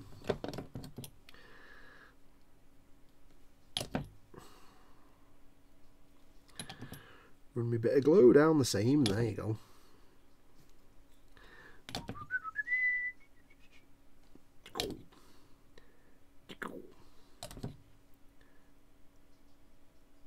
Hope everybody in chat's having a good time. Again, I do have to sort of not ignore the chat, but not be able to get involved in it for a little while when I'm sticking stuff and doing things. So, apologies.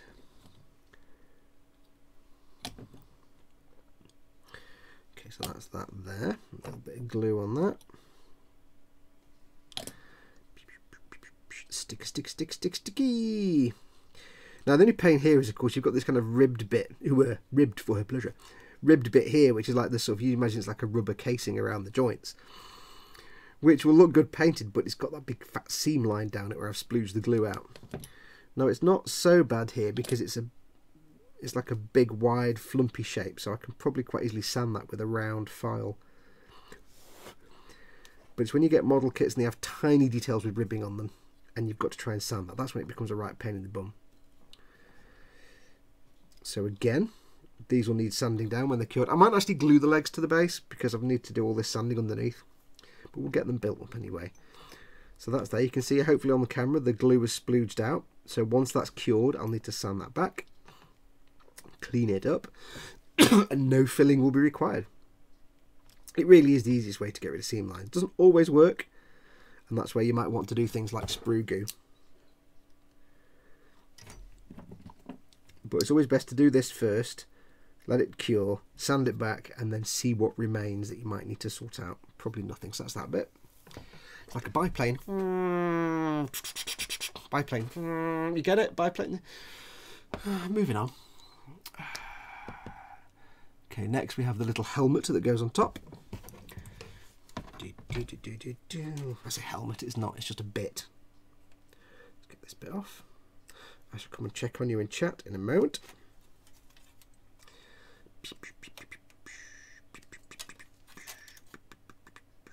Yeah, when you see these things on videos, like when, you know, Duncan's video when he's building it, or you watch somebody's like painting video where they're painting an Imperial Knight, and they really do look like massive models. They look really quite significantly large, but when you actually see them in real life, they're not actually that big. They're not as big as you think they are. Nubs off. Nubbage.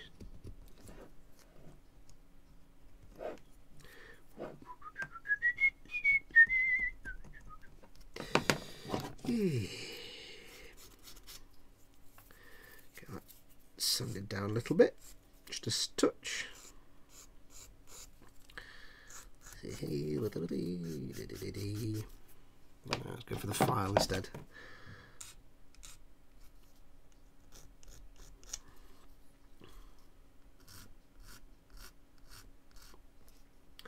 Come on. Come on. Away you go. Oh, I'm so hungry. I'm so hungry. Hey, let's make a pact, guys. Next time we do a stream, from now on, let's not talk about food right from the start of the stream, eh? Talk about food towards the end of the stream because it's near my tea time. But not maybe from like the start of the stream where it's 3 in the afternoon and it's 3 or 4 hours before I get to have any food. Because it just sucks. I'm starving now and there's nothing I can do about it.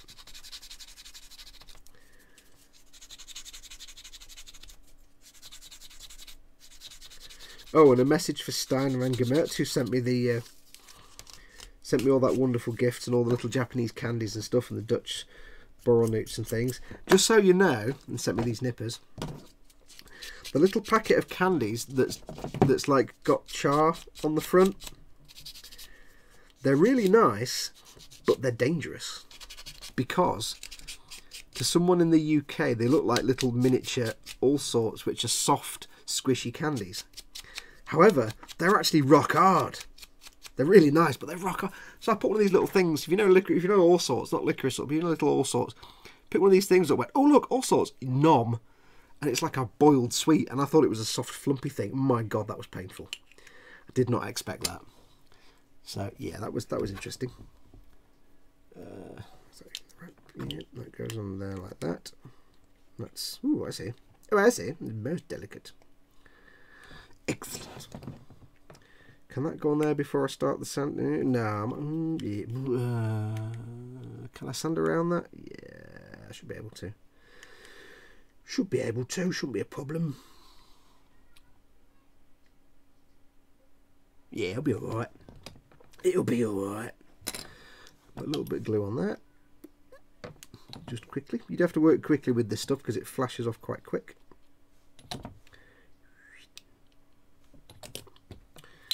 Apply directly to face, and then run the glue around the edge into the join.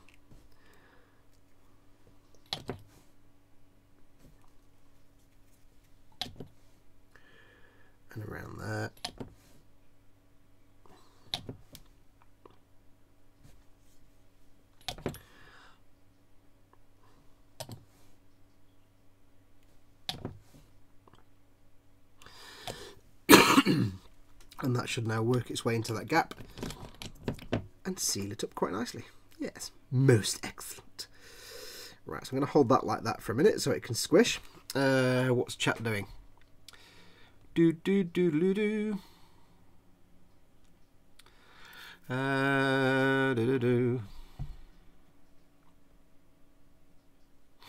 If anyone's having buffer problems, Chrome tends to be better for streaming YouTube live than Firefox. Yes. Talk about coming into the middle of a conversation. The first thing here is Robbie the Robot Crotch. Lol, says John Bias. Hey John, how you doing, mate? Kebab is kebab's husband. Because all Americans are spoons, says Lee Gallop. Tony Blackwell smiles. Monkey Panda Tank, it's an aluminum thing. Nimcinder and I have a smart TV, so I watch it on there. Wow, I'm on the big telly. Yeah. But I have it up on my computer so I can chat. Smart TVs are not smart then, lol. Okay, I've got to ask, why is someone calling a spoon a thing? I think I kind of started that because I call people spoon. Oh, my spoon. I've done it for years, and I think I just started everybody else doing it. It's a polite way of insulting someone. Don't call them a cockend, call them a spoon. It's just gentle. Nim says, Nim, grant it, I'm a Yank. I were very convincing, says Lee. I'm also very tempted to buy one of those master grade GMs to pose with my MG Zaku, though I also kind of want to get another version of the MG Zaku, says Christopher. Why do you just get all of them? Because they're all good. Get the GM Sniper. Yeah. Because spoons are blunt, says Ghost Lyle. I never gave it that much definition. It's a good word. If you live in Scotland, especially in Glasgow, an insult to someone is to call them a tube. A tube is an idiot.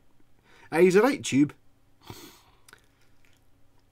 Dave Barker says, Fox, you know Paul will get revenge served cold with a dish of Jar Jar. I know. I realised that after I'd done it. I'm like, shit, what have I let myself in for? For those that missed it, I told Paul that making a sandwich with Nutella and Marmite was really surprisingly nice.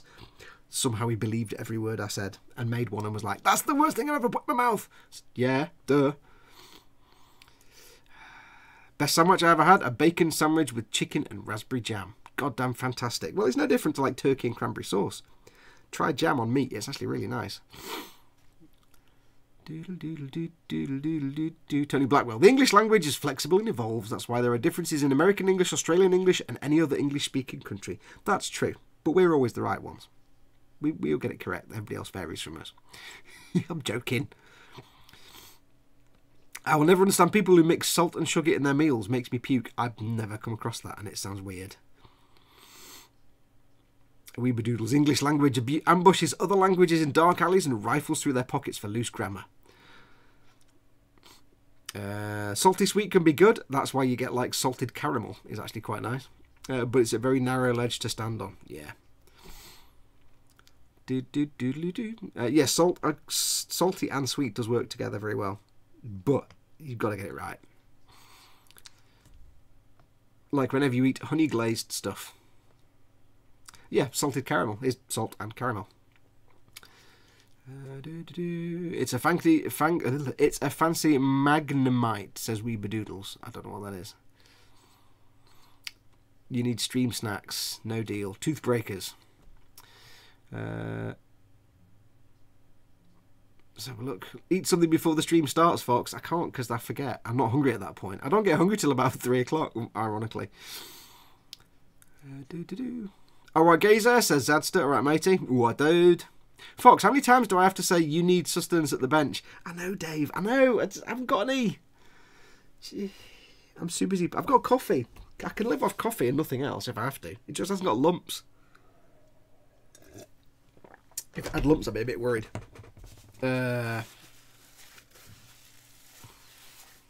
Zadster says, Scottish video streaming. You tube. You tube. You great big tube. I was thinking the GM Command, very similar kits to both, look very nice, says Chris. You can't go wrong with the GM, they all look good. Cheese and banana is particularly good, says Weebadoodles, he discovered that. Spoon's the perfect tool for removing hearts. Magnemite is a Pokemon. Oh, I see. All right, okay. Ascension Industries because they hurt more. Right, Nate. Ascension Industries. Oh, I've been watching a lot of Stargate recently. So, how bizarre. Rebadoodle, did your pork scratchings run away or were they thoroughly demolished? Wait there, I'll show you. Wait there, I'm coming back. Talk amongst yourselves.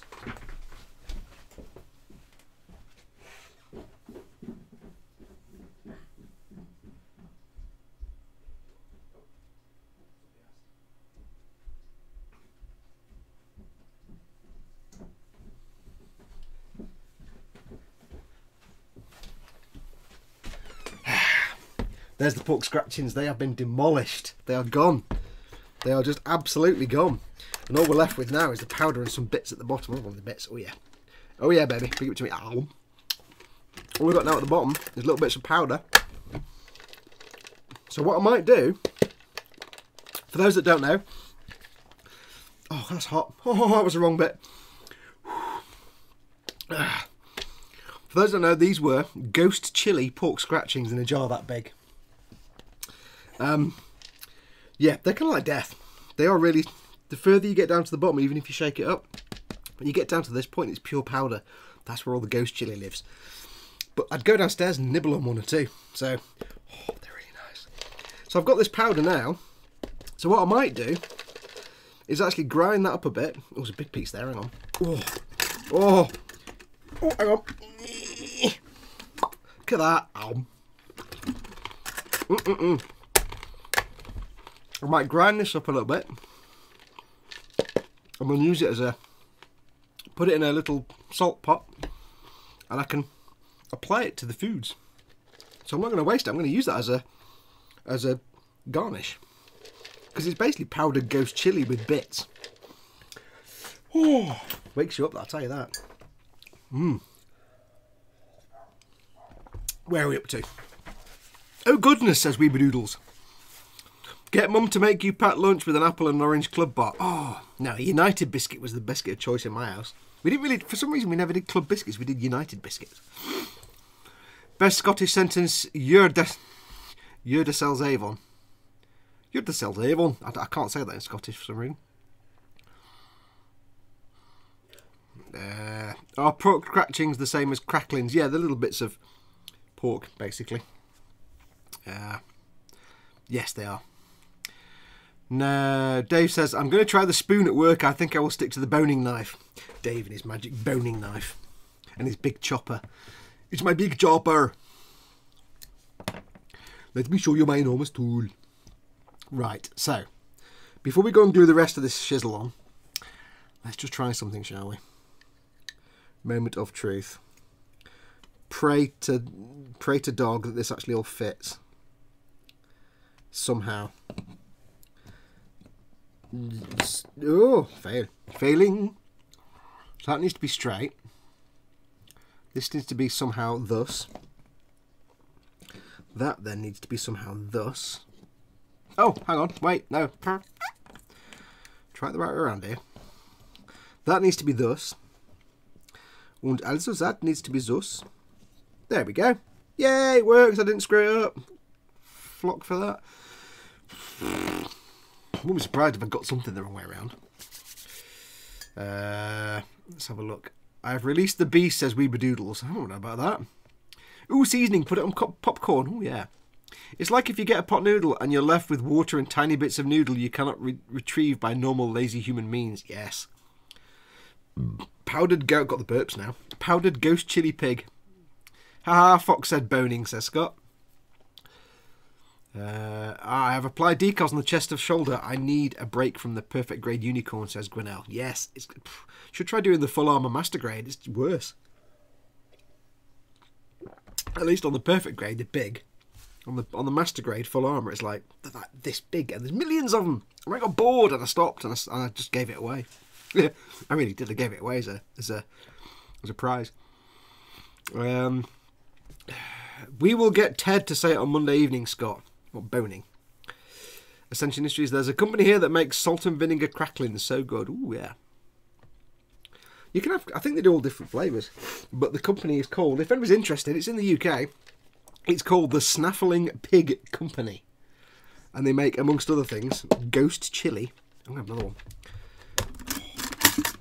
Pork scratches. Now, I will warn you, as I knock the camera, they will kick your ass. These will kick your ass. Halfway up the stairs and down again. The best way to do it, when you start off, you get all the big ones at the top. You have to get it, you have to give it a good shake around and get it all munged up and rummaged up in there. And every time you go to take some, like if you do a few every day, just shake up the jar because all the powder settles to the bottom and the ones at the top are like really mild. By the time you get down to the bottom, it's just death. So if you do that all the time, you'll mix them up and you always get the nice kick of death. But I tend to just like 2 or 3 times a day, I just go downstairs and grab a couple and then munch on them and go on and carry on whatever I was doing and work my way through. If you sit and eat like these handful after handful, you'll have hosepipe arse the next day, trust me. Even if you're not bothered by the ghost chili, you will have hosepipe arse. So go for a couple every now and then. Just go grab a couple. I used to go downstairs and like grab a couple and then go back upstairs again. So they are quite potent. They will kick your ass. Anyway. Oh, sniffle, sniffle. Right, where are we up to? So we have to put some side pieces on. Put a boob on the top there. We have to make a boob. And then add some tubes. Got a boob and some tubes. And some pistons. And then, I don't think I'll glue it to the base because I need to get rid of the seam lines first.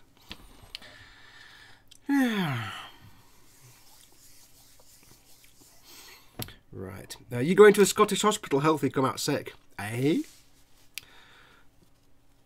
Zadster sings, burn, burn, burn, the ring of fire. Right, so where are we up to? Stop distracting me. What are we doing? Right, so I need parts 67 and also 68. 67 and also 68. 60. What do they look like? They look like things. Excellent. 67. There we go, 67 and 66. No, 67 and 66 is what I need. Okay, right. Do 67 first.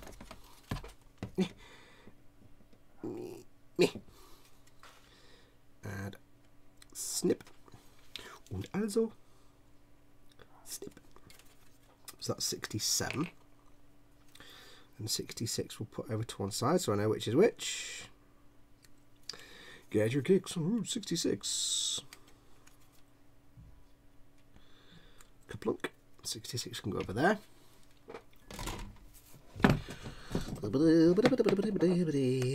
Right. Got lovely ghost chili taste in my mouth now, with a hint of pork scratchings. It's most pleasant. Not staved off the hunger though. For some reason I'm now thinking about Swedish meatballs. I have no idea why. Yeah. Okay, so that is there.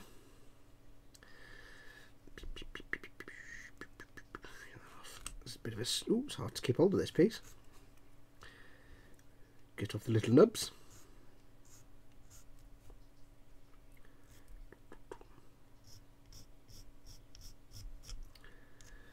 And I've just realised I'm doing all this, but I've just had my hand in a really powdery jar of ghost chili pork scratchings.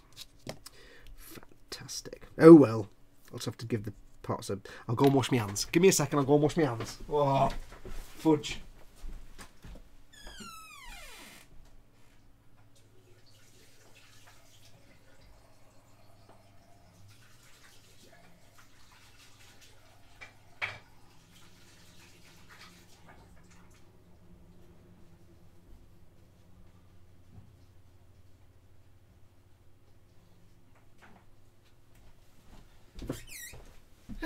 There we go, it's a bit better. I'm like, hang on a minute, I'm just putting like ghost chili powder all over my model parts. That can't be good. Right, so this needs to go on here like that. Cool. Looks like kind of really sort of strangely shaped ATST. That can go on there. A bit of glue. Yeah, see? That goes on there like that, you see? There you are. And plunk. Run a bit around the edge.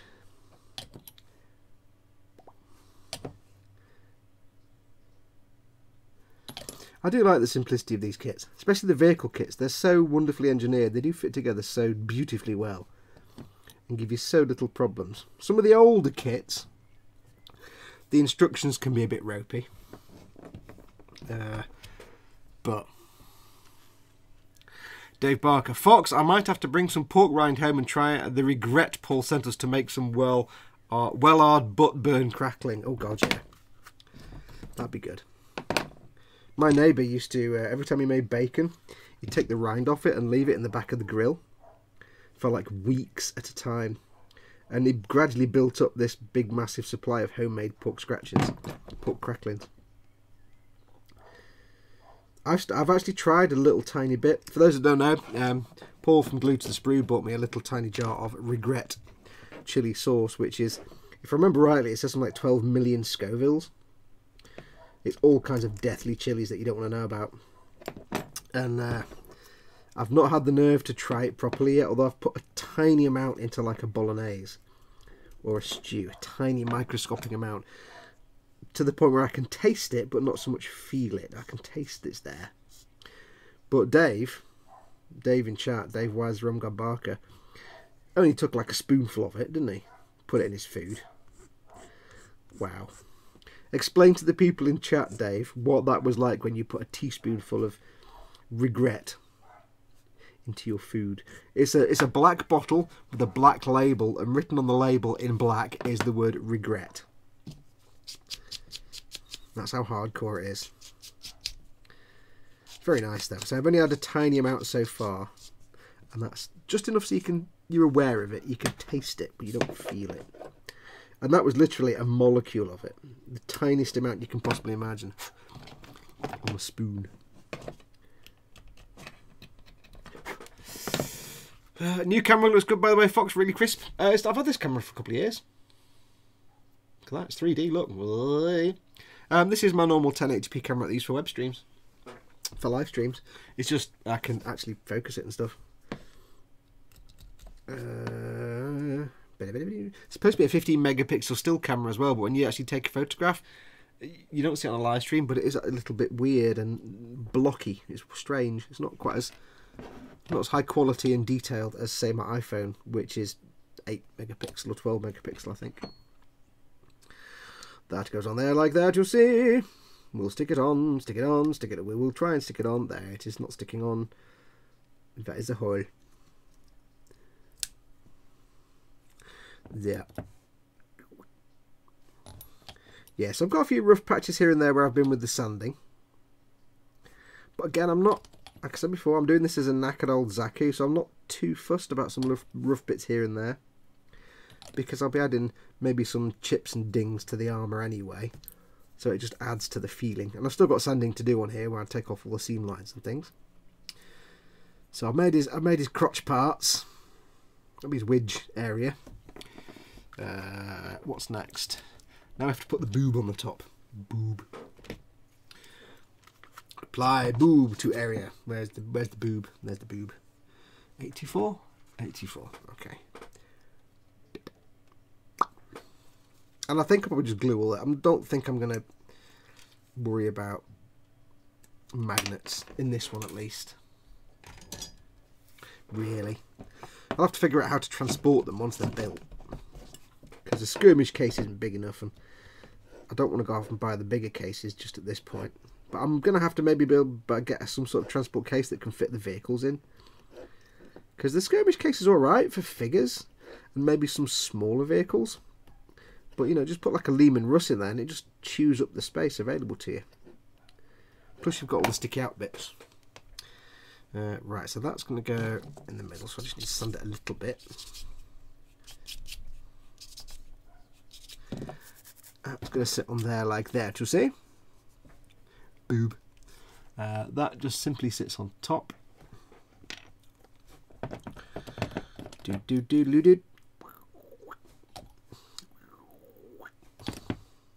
Now, if you are building stuff like this and you're tempted to use super glue, don't. Just don't.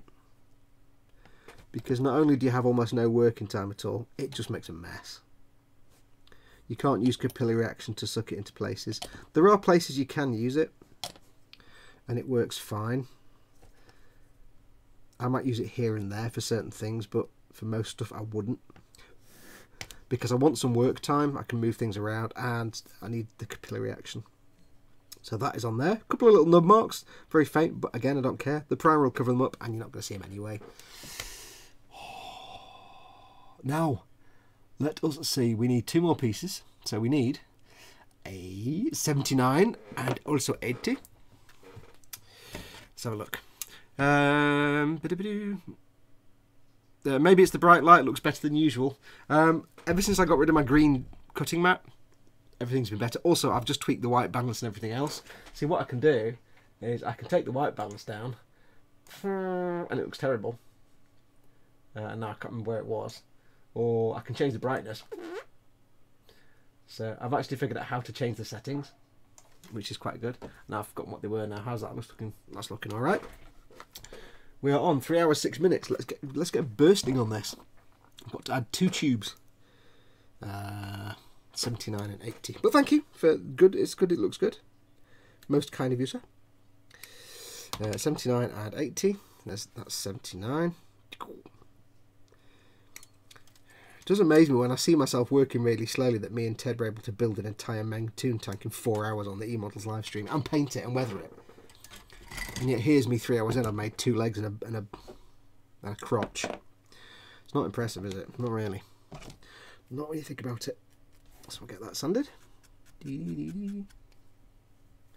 Mind you, having said that, at that time we had Chris doing the chat for us. And we were just cracking on. So now for these I want to work the seam lines out. I'm not going to use my seam line removal tool because that's a bit of a small fiddly area for that. I can use it here.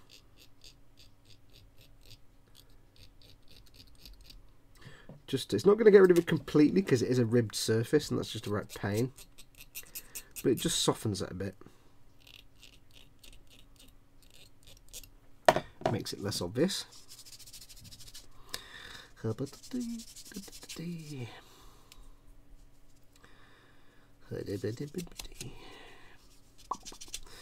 that bit done.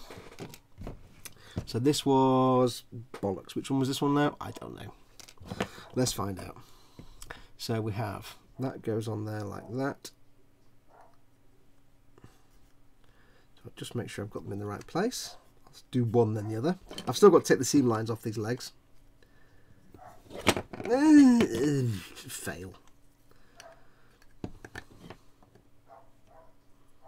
There, like that, you see, and then also let's just get one glued on first, shall we? Now for this I'm going to use big boy glue. I'm going to use the big thick glue just because I need to make sure this is a good bond and the extra thin will actually fade away quite quickly. Will evaporate off quite quickly. So what I'm going to do here is go a little bit messy with the big boy glue just so I can have time to do this. Oh, not that, this even. I'll do it on the wrong end. There you go. Time to do that.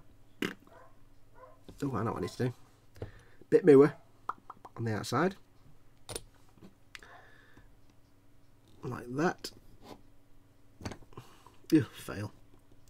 Give it a little wiggle so it can bite. Is that straight? I think that's straight. Yeah, it's fine. And then what I can do is take my thin glue and run that around the edge.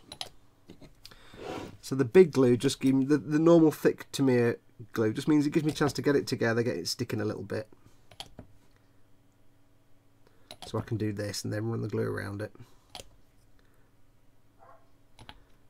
Because although the other glue is still polystyrene cement, because it's thick, it has some kind of stickiness to it just because it's a thick liquid, viscous liquid. So it holds it in place just for a few seconds, and then the thin glue can work in and help it out to set. If I use just the extra thin, I go like that and it just fall off. So sometimes using both is a good idea as well. So that's that one there. And then for the other one, we need to put that on. Let's do the same again. And it does sit there for a few seconds. So you've just got some working time. You just learn. You'll kind of learn which glue to use and when. Gradually, you'll just get used to it basically. So that can go on there. He can sit there. This can now go like that. Kerplunk. Very splayed legged, but there, it doesn't matter. Just means that stays on like that now, because it wouldn't if I use the extra thin. And again, just because it's purely because it's a thick, gunky fluid, not because it's naturally sticky. It works the same as the extra thin. It dissolves the plastic and welds it together. It's not necessarily an adhesive glue, it's a welding glue. But because it's a thick, sticky liquid, it just has some grip. I sometimes use the thick glue when I'm adding arms to figures, just so I can plonk them on. And then I run some thin glue around the edge.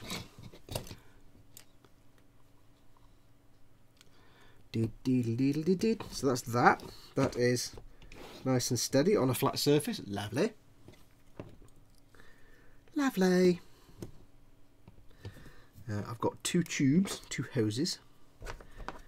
I don't think I'll do everything on here because we've been going for 3¼ hours, so I'll probably call it quits in a minute. I'll get these 2 hoses on. Do it on camera, dear.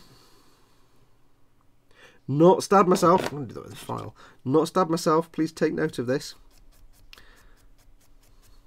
Praise dog. Okay, so get rid of the seam line there. This one's not got little bolts on it, so I can get the seam line off quite easily with that bit. This one has. So get that seam line off. But I'm really, really hungry. I'm kind of hungry and impatient in the thing that I don't actually want to make food. I just want to go to a place and be given food by a little man. That's why I'm thinking takeout. Sometimes I really can't be fussed making stuff, and I'm just like, I just want somebody to make something that I can eat. Thank you very much.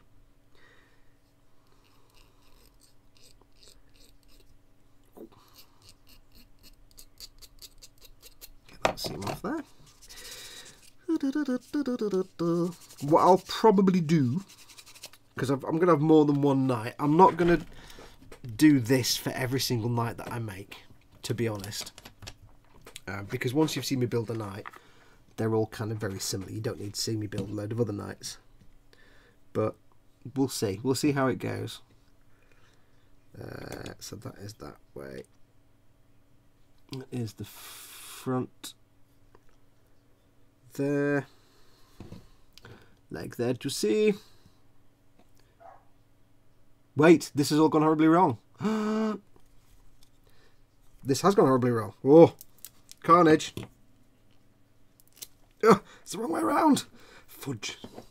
One advantage of these glues, they don't set that fast. So, let's try that again, shall we? Oh, you've seen it live, folks. I do screw stuff up. Any model maker who tells you they don't screw stuff up is lying. So, this is the leg for that side. Pay attention to your instructions, and they will see you right. Ignore your instructions at your peril. Let's try that again, shall we? I'm sure I've just done this. Cables on the instructions. Yes, cables. Right, there we go. How was that for a recovery? How was that for spotting things quickly? It just goes to show, and it's good that that happened, because I like when things don't quite go right, because I get to show you then that, you know, it happens to all of us. Sometimes you screw stuff up. Sometimes you look at instructions and you just completely miss the really obvious thing, like which way around the legs go. But nobody's immune to it. And as long as you're quick, there's always a way to fix it. Always a way to fix it. If I'd left that overnight and come back tomorrow, yeah, then I would have been screwed. I would have had to start sawing through the legs and cutting them off. But because I didn't, and I spotted it straight away, we're all gravy. So we'll try that again. So that's that on there. That fell off. See, it's not quite the same bond now, because it's trying to melt the plastic, but it's got the old glue to deal with as well. So I need to wiggle it a little bit to get it to grip. And get the glue on there. So I'm quite glad that happened, because I got to show you me covering up. I like to show sometimes that even I screw stuff up. So don't feel bad if you mess something up on a build. You will. You will always mess something up at some point. Everybody will. It's natural.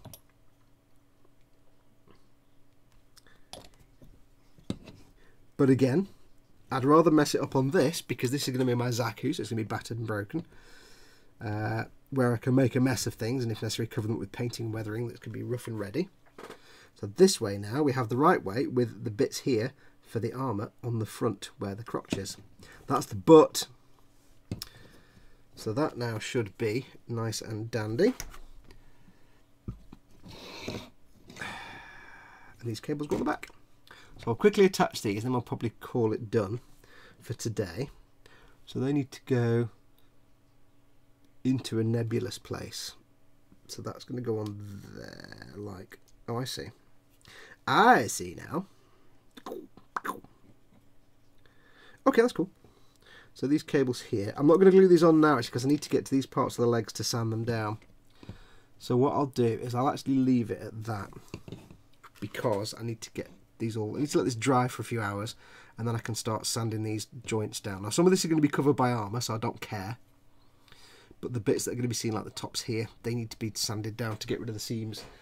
So, where's the base? Base! How low can you go? Where's the base?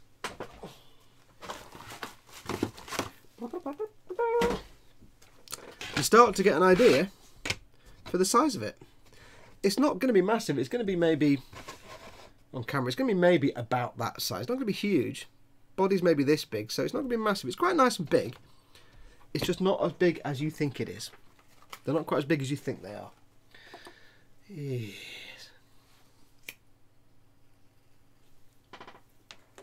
But, yes, I'm glad I screwed that up. I'm glad I got to show you that. Some people would be like, oh my god, I can't show them that. I'm like, no, if I mess it up, I want people to see it. Because when people are starting out, they have to understand that you do screw things up. So let's take a quick look at the chat, and then we'll call it a night, I think. So, call it a night. Get it? Where are we up to on the chat?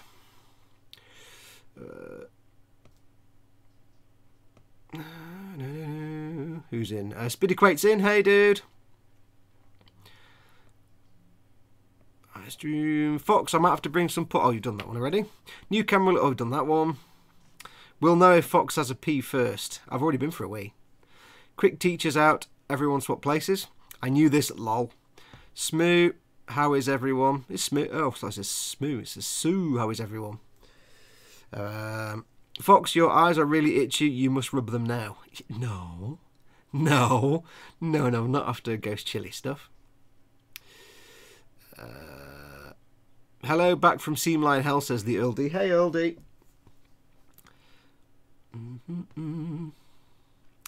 Let's have a look.